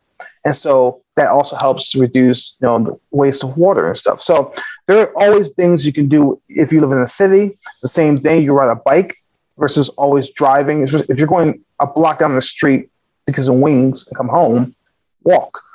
Ride a bike. You don't have to drive there and come back. So small things like that. But as far as like the ocean and stuff, so imagine. I do talk about this all the time, by the way, so I got a good spiel on this one. So imagine if you went to work every day and your office is filthy and air conditioning doesn't work, it's hot outside, and the light switches are flickering all the time and there's trash on the floor. Not only is it demoralizing as a human being to work in a filthy environment, but it's not healthy. The mold, the bacteria builds up.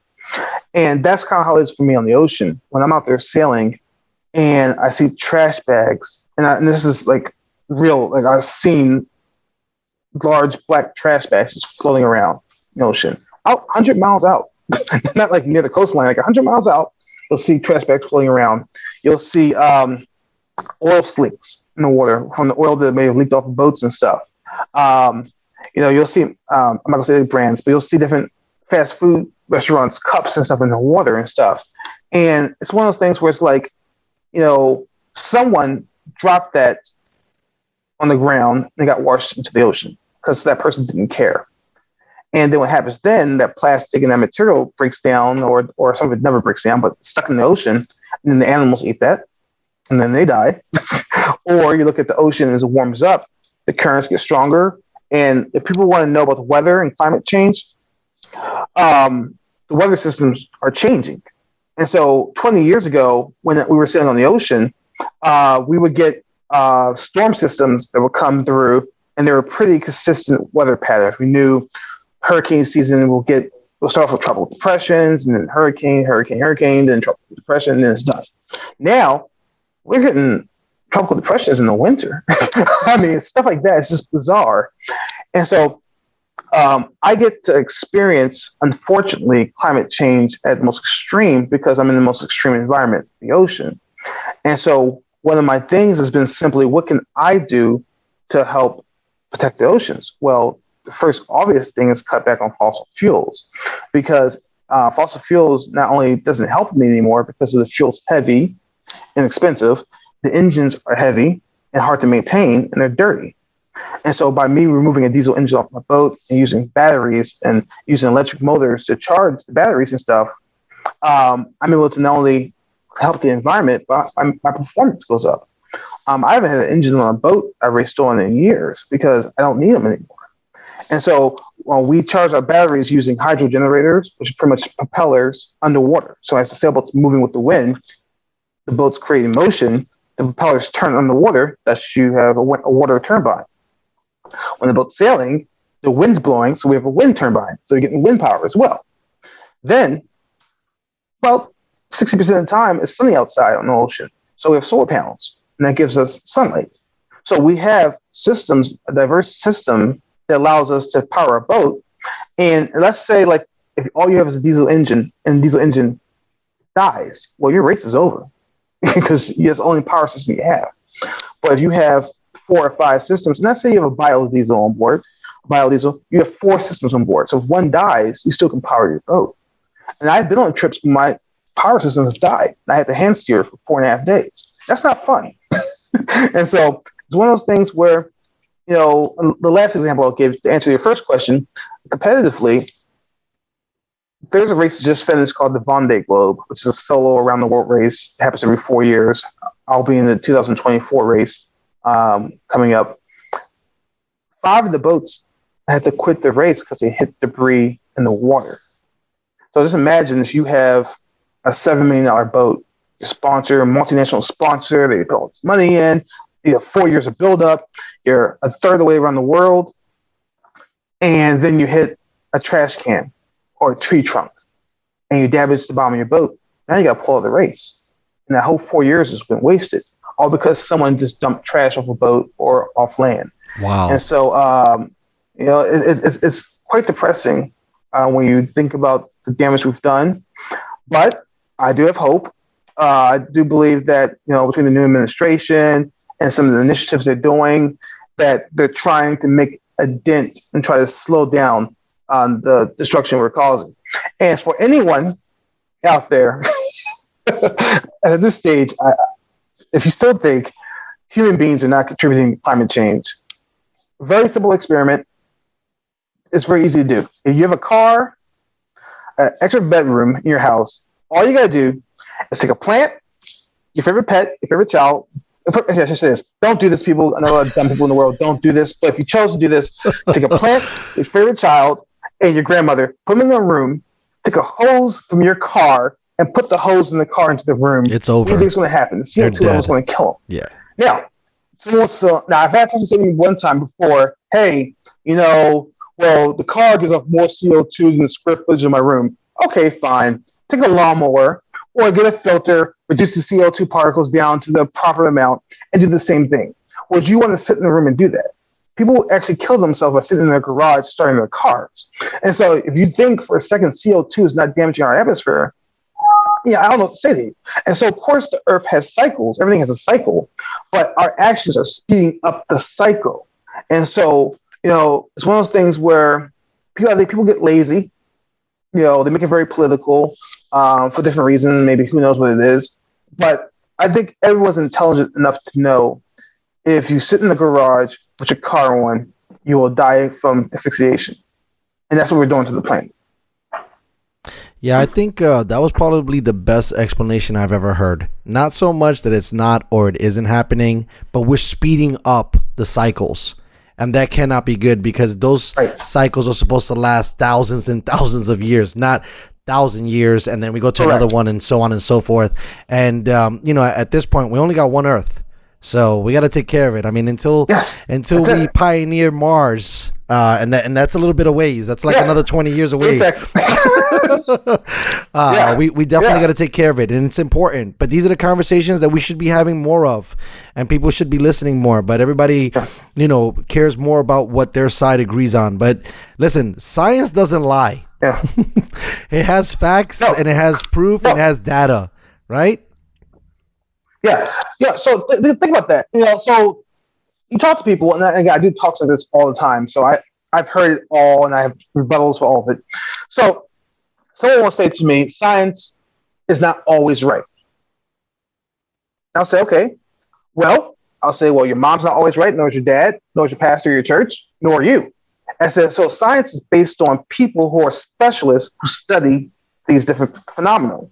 So then I'll ask a person, what do you do for a living? Let's say they're a basketball player. Okay, you're a basketball player. You know the proper technique for shooting a basketball, right? Yes. You know the proper technique for dribbling basketball, right? Yeah. How would you like someone to come and tell you that you're doing it wrong and you're supposed to do like this the entire time? And that's all you can do. Well, they'll be like, well, no, that's not right because I know the proper way of doing it. Well, these scientists are saying the same thing. They're saying to you that, hey, we're going to destroy the planet in the next 100 years. Well, if it's 80 years, does it matter if it's 20 years short? The whole point is that we're killing the planet. So at the end of the day, do something about it and stop making excuses.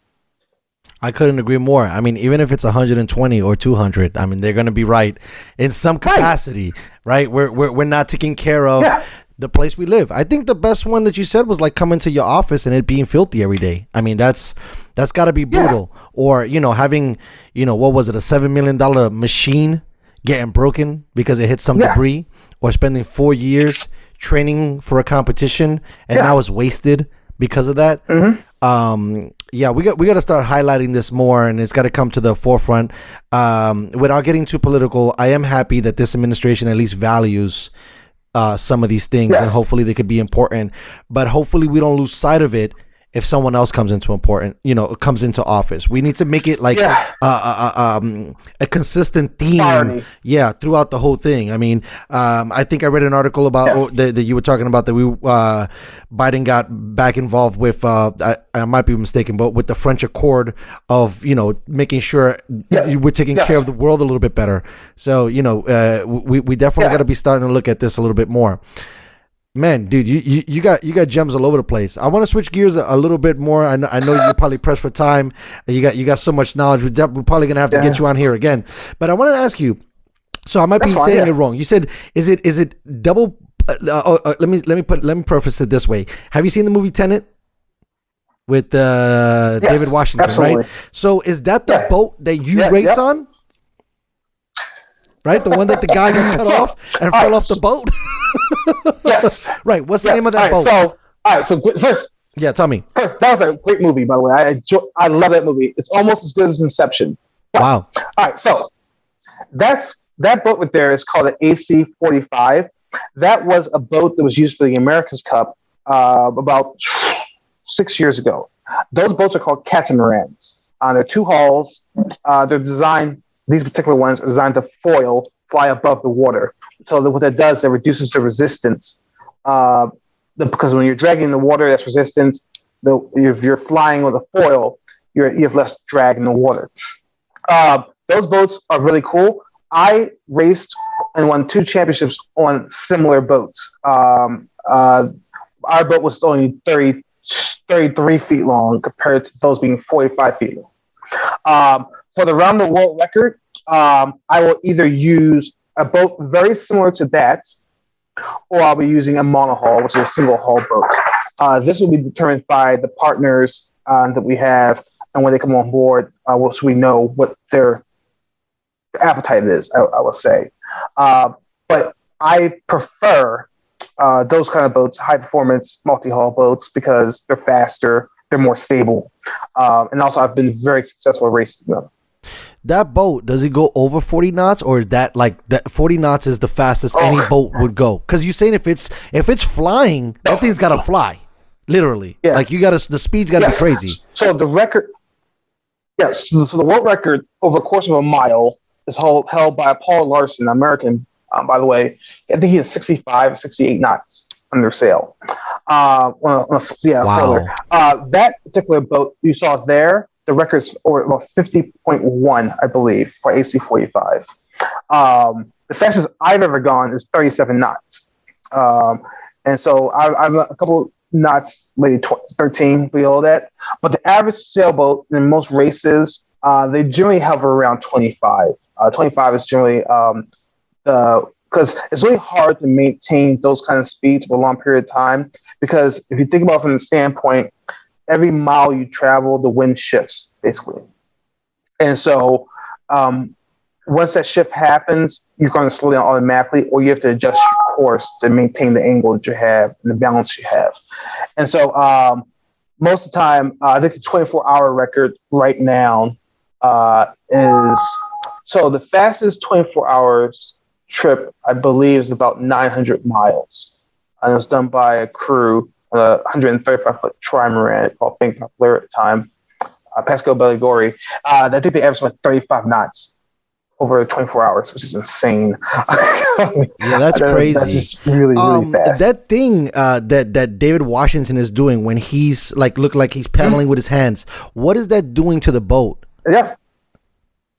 Yes. So that's called a pedestal grinder. And so what you normally have 2 people per grinder, and those grinders are hooked up to the winches. So you'll see them wrap ropes around a drum.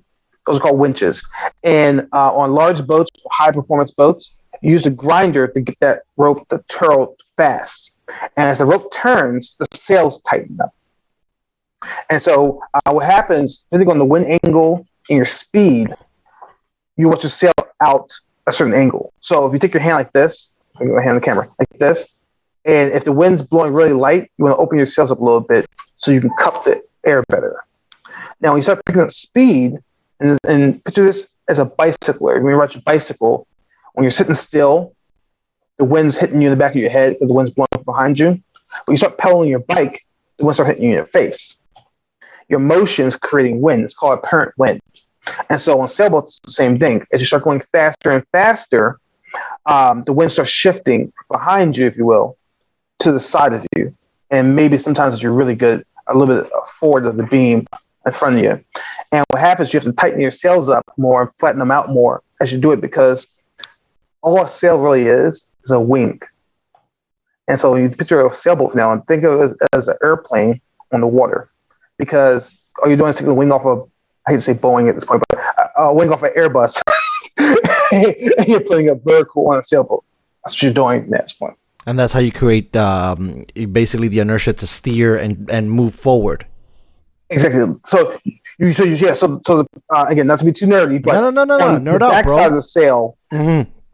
All right, cool. All right, so I used to teach this. I love teaching. So what you have is this: if you take your hand and you look at the inside of your hand, the distance from your thumb to your pinky is shorter distance than it is from your thumb on the backhand of your hand to your pinky.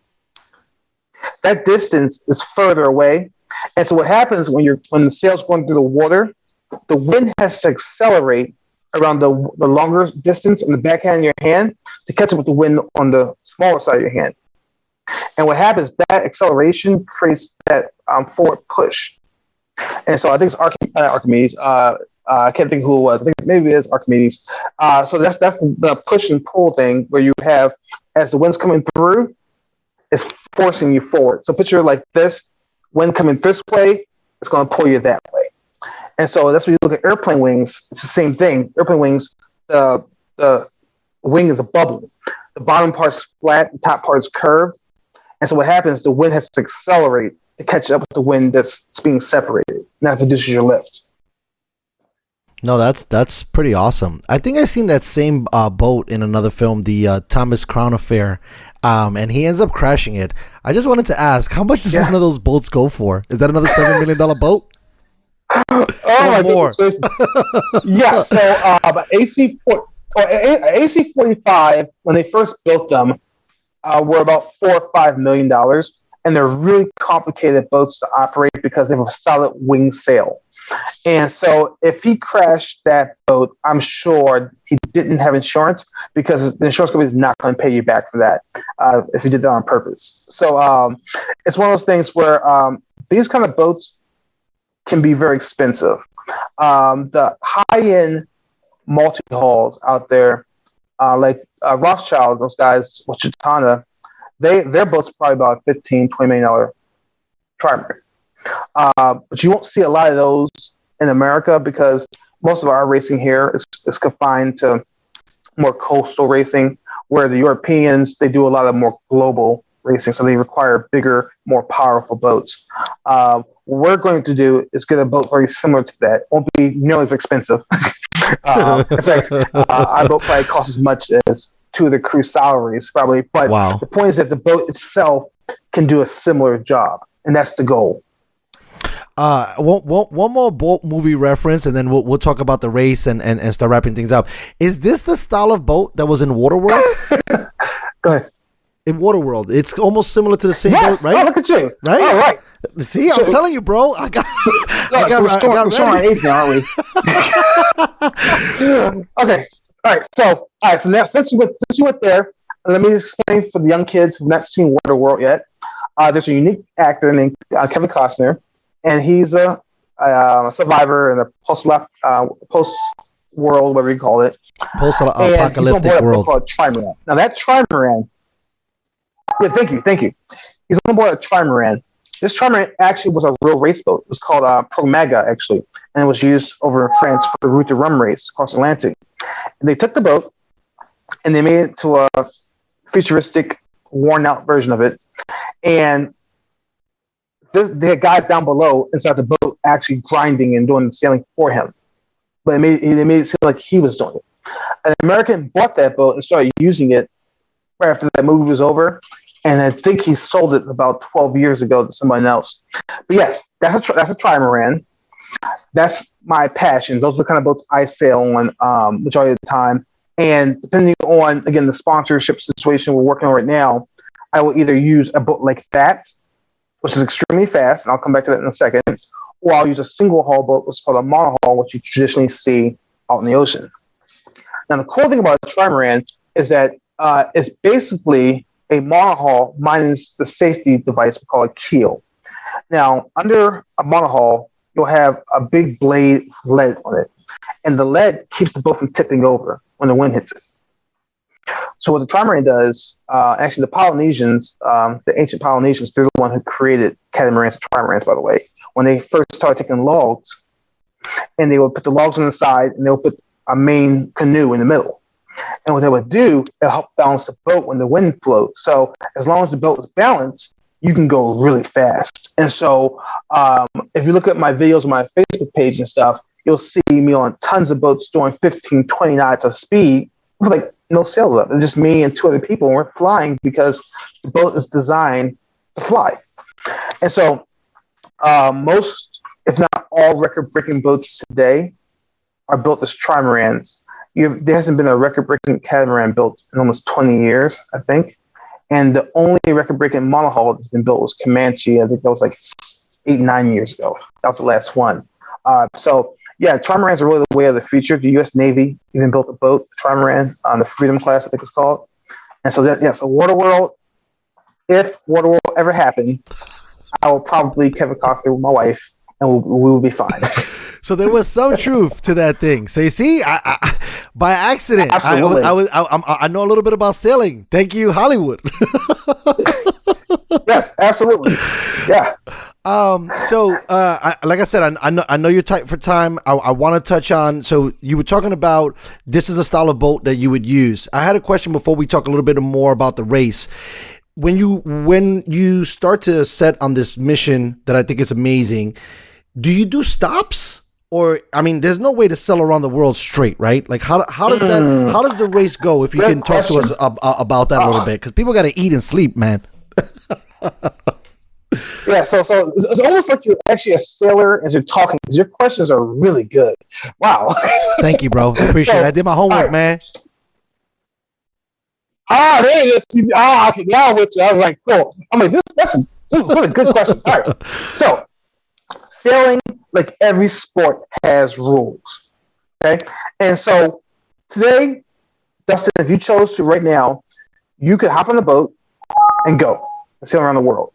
And you can come back home when you're done and you had a great trip. But that trip would not qualify as a record. And because there's rules that qualify. So there's 3 categories that determine all records. The first one is the size of the boat. So there's 3 categories. Size 0, well, not really 0, but 24 to 40 feet is class 3. 40 feet to 60 feet is class 2. That's class 2. And then you have 61 feet to whatever size you want. That's unlimited range. That's why I mentioned the French. That's what they do, unlimited range stuff. Okay, so that's category 1, limit. The second category is then what type of crew you have aboard. Is it a full crew of 10 people, or is it a single person? Is that person male or is it female? Those are the crew. And in my case, it's single-handed. I'm a male. Okay. The last category then is the type of record you're doing.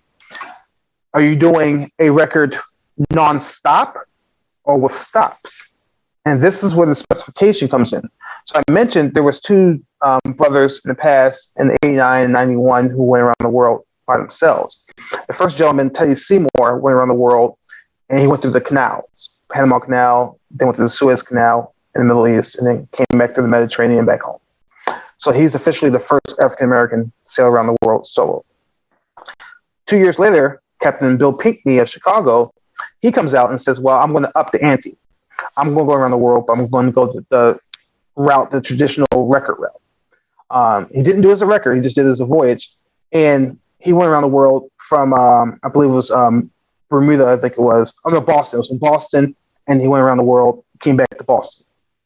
Both gentlemen stopped multiple times on their journey.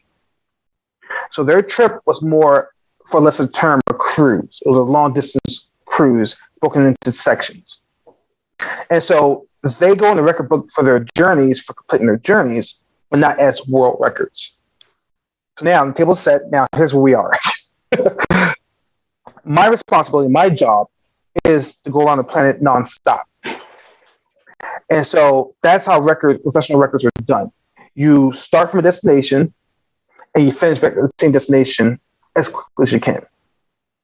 So each category, 24 to 40, 40, 60, and 60 to unlimited, has their own benchmark. So for the unlimited crew, so unlimited around the world, it sits at 43 days by Francis Gabar or Massif. His boat was 125 feet long. In category 2, the current world record, is at 74 days. The American record in that same category is 107 days. And so those are my targets. The 74-day for the world and 107 as an American. And so when I depart, whether it's there's 3 destinations we possibly depart from. One's New York, one's San Francisco, and one's Hawaii. Depending on where we depart from, the goal was to get around the planet faster than anyone's ever done it before. And if I miss the world record, at least I'll have the American record, and I'll have a cultural record being the first African American to do it. So hopefully that was clear. I know it's a lot of information there. No.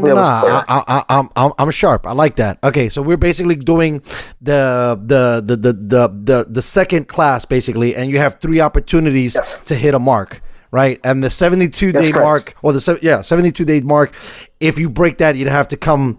That would shatter everything. You wouldn't have to do it anymore. But then you still have the right. So, exactly. So aim for the big fish. Aim for the big record.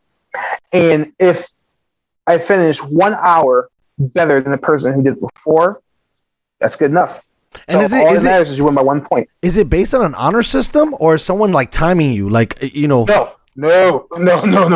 There is a council that monitors your entire thing. Yeah. Okay. And nowadays, so not just the council. Nowadays, there are civilians, people watching you all the time. So just like when I start this record, you'll be able to take your cell phone every day and be able to track you. Every 15 minutes, you're going to know where I'm at.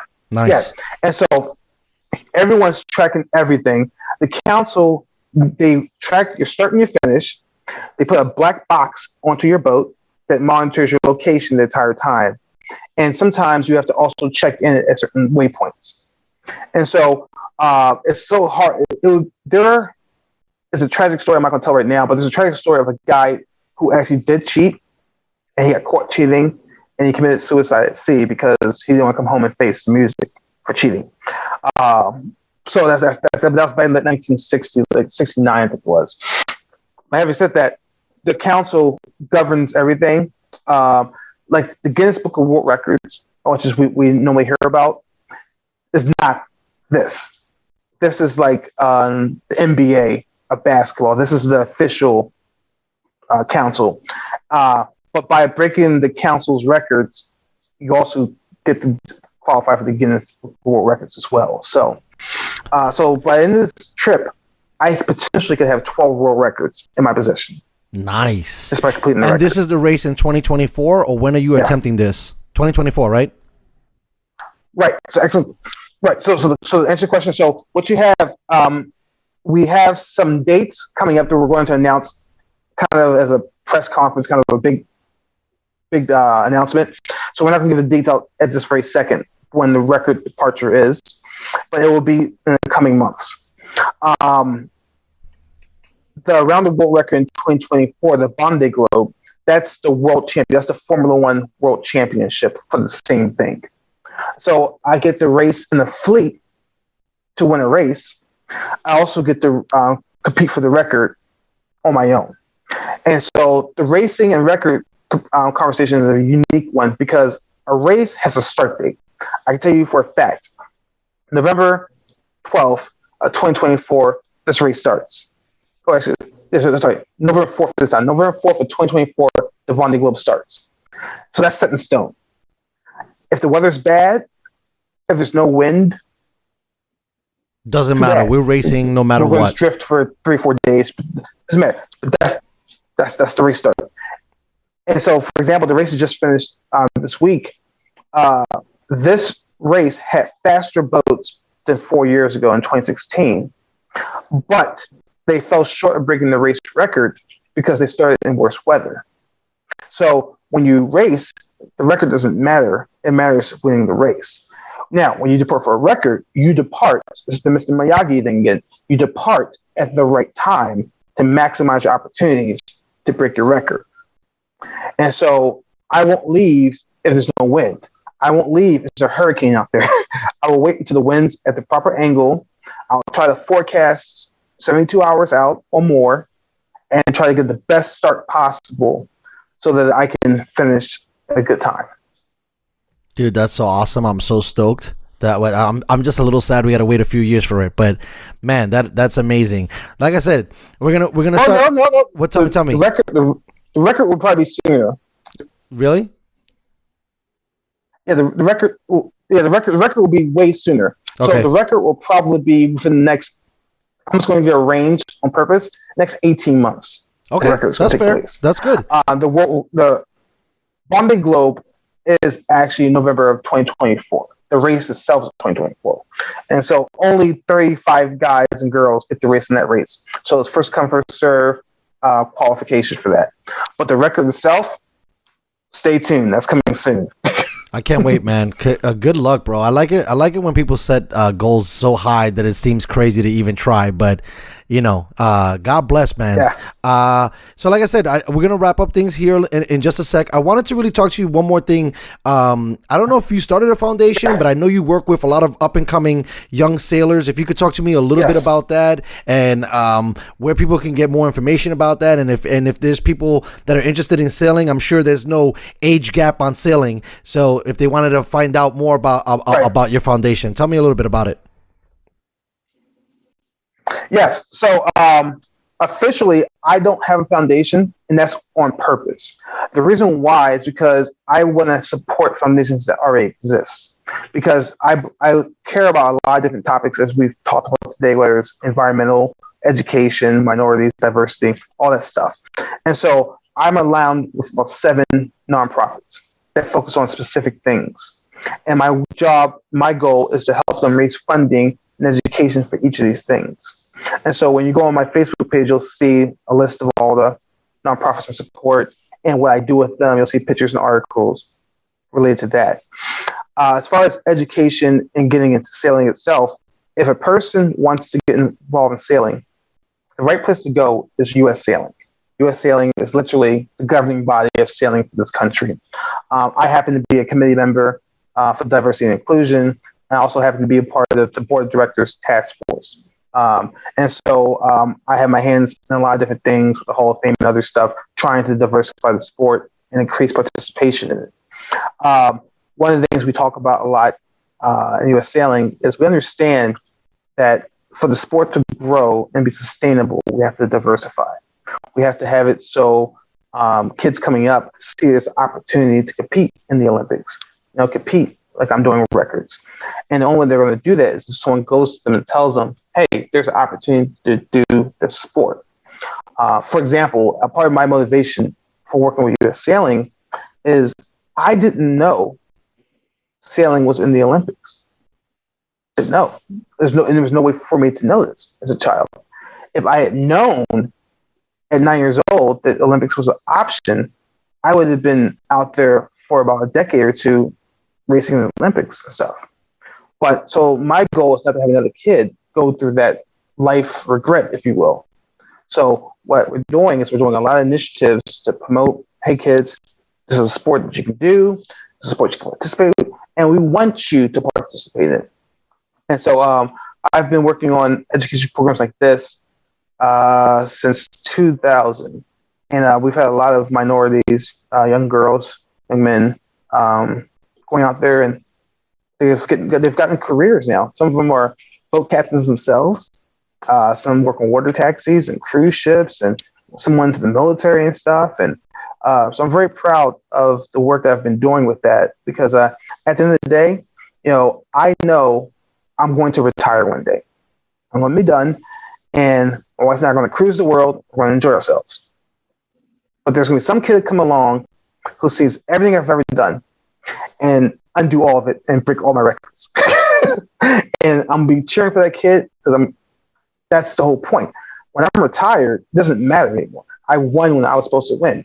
But when I'm retired, I hope some kid comes along and she says, you know what? I'll do everything he did. And I'm going to cheer her on and say, hey, you're lucky I'm retired. You're lucky I'm old. But since I am, by all means, go for it and have a good time. Thank God. Like I said, man, I'm excited that we got an ambassador like yourself in the sport to help merge the gap of some of the individuals that are not as fortunate as some of the others. If you want to give a shout out to any sponsors or that have helped you along the way, or that you're looking out to reach for, and some of your social media handles so people know how to get in contact with you if they're interested, or if they just want to watch you fly on the sea, man, let me know. So I have 2 social media pages that people can follow us on. My Facebook page is Captain Donald Lawson, and you can join, like the page. I post most of my stuff, videos, interviews, articles on there because it's a good template to use. It's very simple to follow. I also have an Instagram page under the same name, Captain Donald Lawson. I post a lot more pictures there, and I post a lot more of my stories, so you'll see me actually out there on the water a lot more on the Instagram story than you'll probably see on Facebook. But so Instagram, Facebook. Anyone professionally who wants to connect and see my resume and stuff, you go to LinkedIn. Captain Don Lawson as well. Check that out. And then from there, just quick shout out, some thank yous. I'm partnering with a number of nonprofits. So I think LCV, which is the League of Conservation Voters, for their support. They've been there with me for day one, helping push my clean energy initiative. I have Scott Marshall and the guys at Sports Management Worldwide. They've been there for me, and I appreciate their support. I had the guys at Capt, the UK, Simon Clay, and those guys who are helping us trying to get to the finish line for this project and for the Vendée Globe. Shout out to Bruce Schwab, of course, Ocean Planet Energy, for mentoring and being there for me.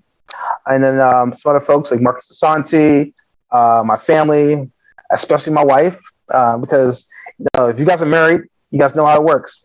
If your wife ain't backing you, it's really hard to achieve your goals. So my wife has been my rock and my supporter. And I got lucky. And a side note, just fun story for you. I met her when I was 13 years old. Okay.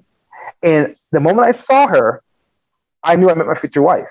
And I told my mother picked me up from the library. And I told my mom, I just met my future wife. My mother laughed, of course, because I'm 13 years old, right? Of course, sure you did. But again, my personality, if I see something I want, I'm going to go get it.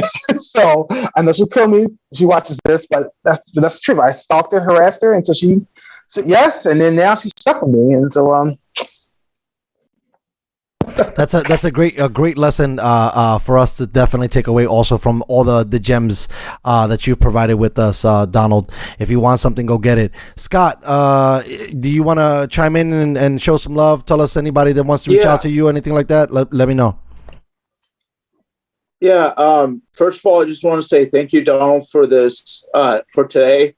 We're very proud to use your platform. And as well as with Donald's venture, we're very excited about. And there's some really great opportunities in this whole picture. I know we didn't touch most of them, but please stay tuned. I know you can reach out to me at Scott Marshall at Sports Management Worldwide, or call me at, you have my number, 949-698-2650, how I could get in touch with Donald. And hopefully we could have you at one of the start lines or finish lines for the big race coming up. So, we're very passionate. We're very excited about it. So thank you. Yeah, for sure. And I don't really have my sea legs, my man, but I'll get some of those pills they sell over the counter. Maybe one of these days I can get on a boat with you and Scott and hang out, and you can show me the high seas, my friend. Even better, we could have you at the finish. That would be. Yeah. I mean, what were you going to say? Go ahead, Donald. Finish it. I've taught sailing for about 20 years. So I've taught sailing for about 20 years, and I've never lost a person. So you'll be safe. And there are some remedies to seasickness, such as ginger beer. And so. Also, a little rum doesn't hurt either. So drinking never hurts anybody, bro. Guys, thank you guys so much for taking out this time. I know that you guys are both very, very busy gentlemen. Thank you, Scott, for providing the interview. Captain, thank you so much for breaking down all the little intricate parts of sailing. And I definitely want to get you back on to maybe dive into some of the things that we missed. I know I jumped around a lot, but you had some really great gems and some great stories. Thank you guys so much for your time. All right, Dustin, take care, buddy.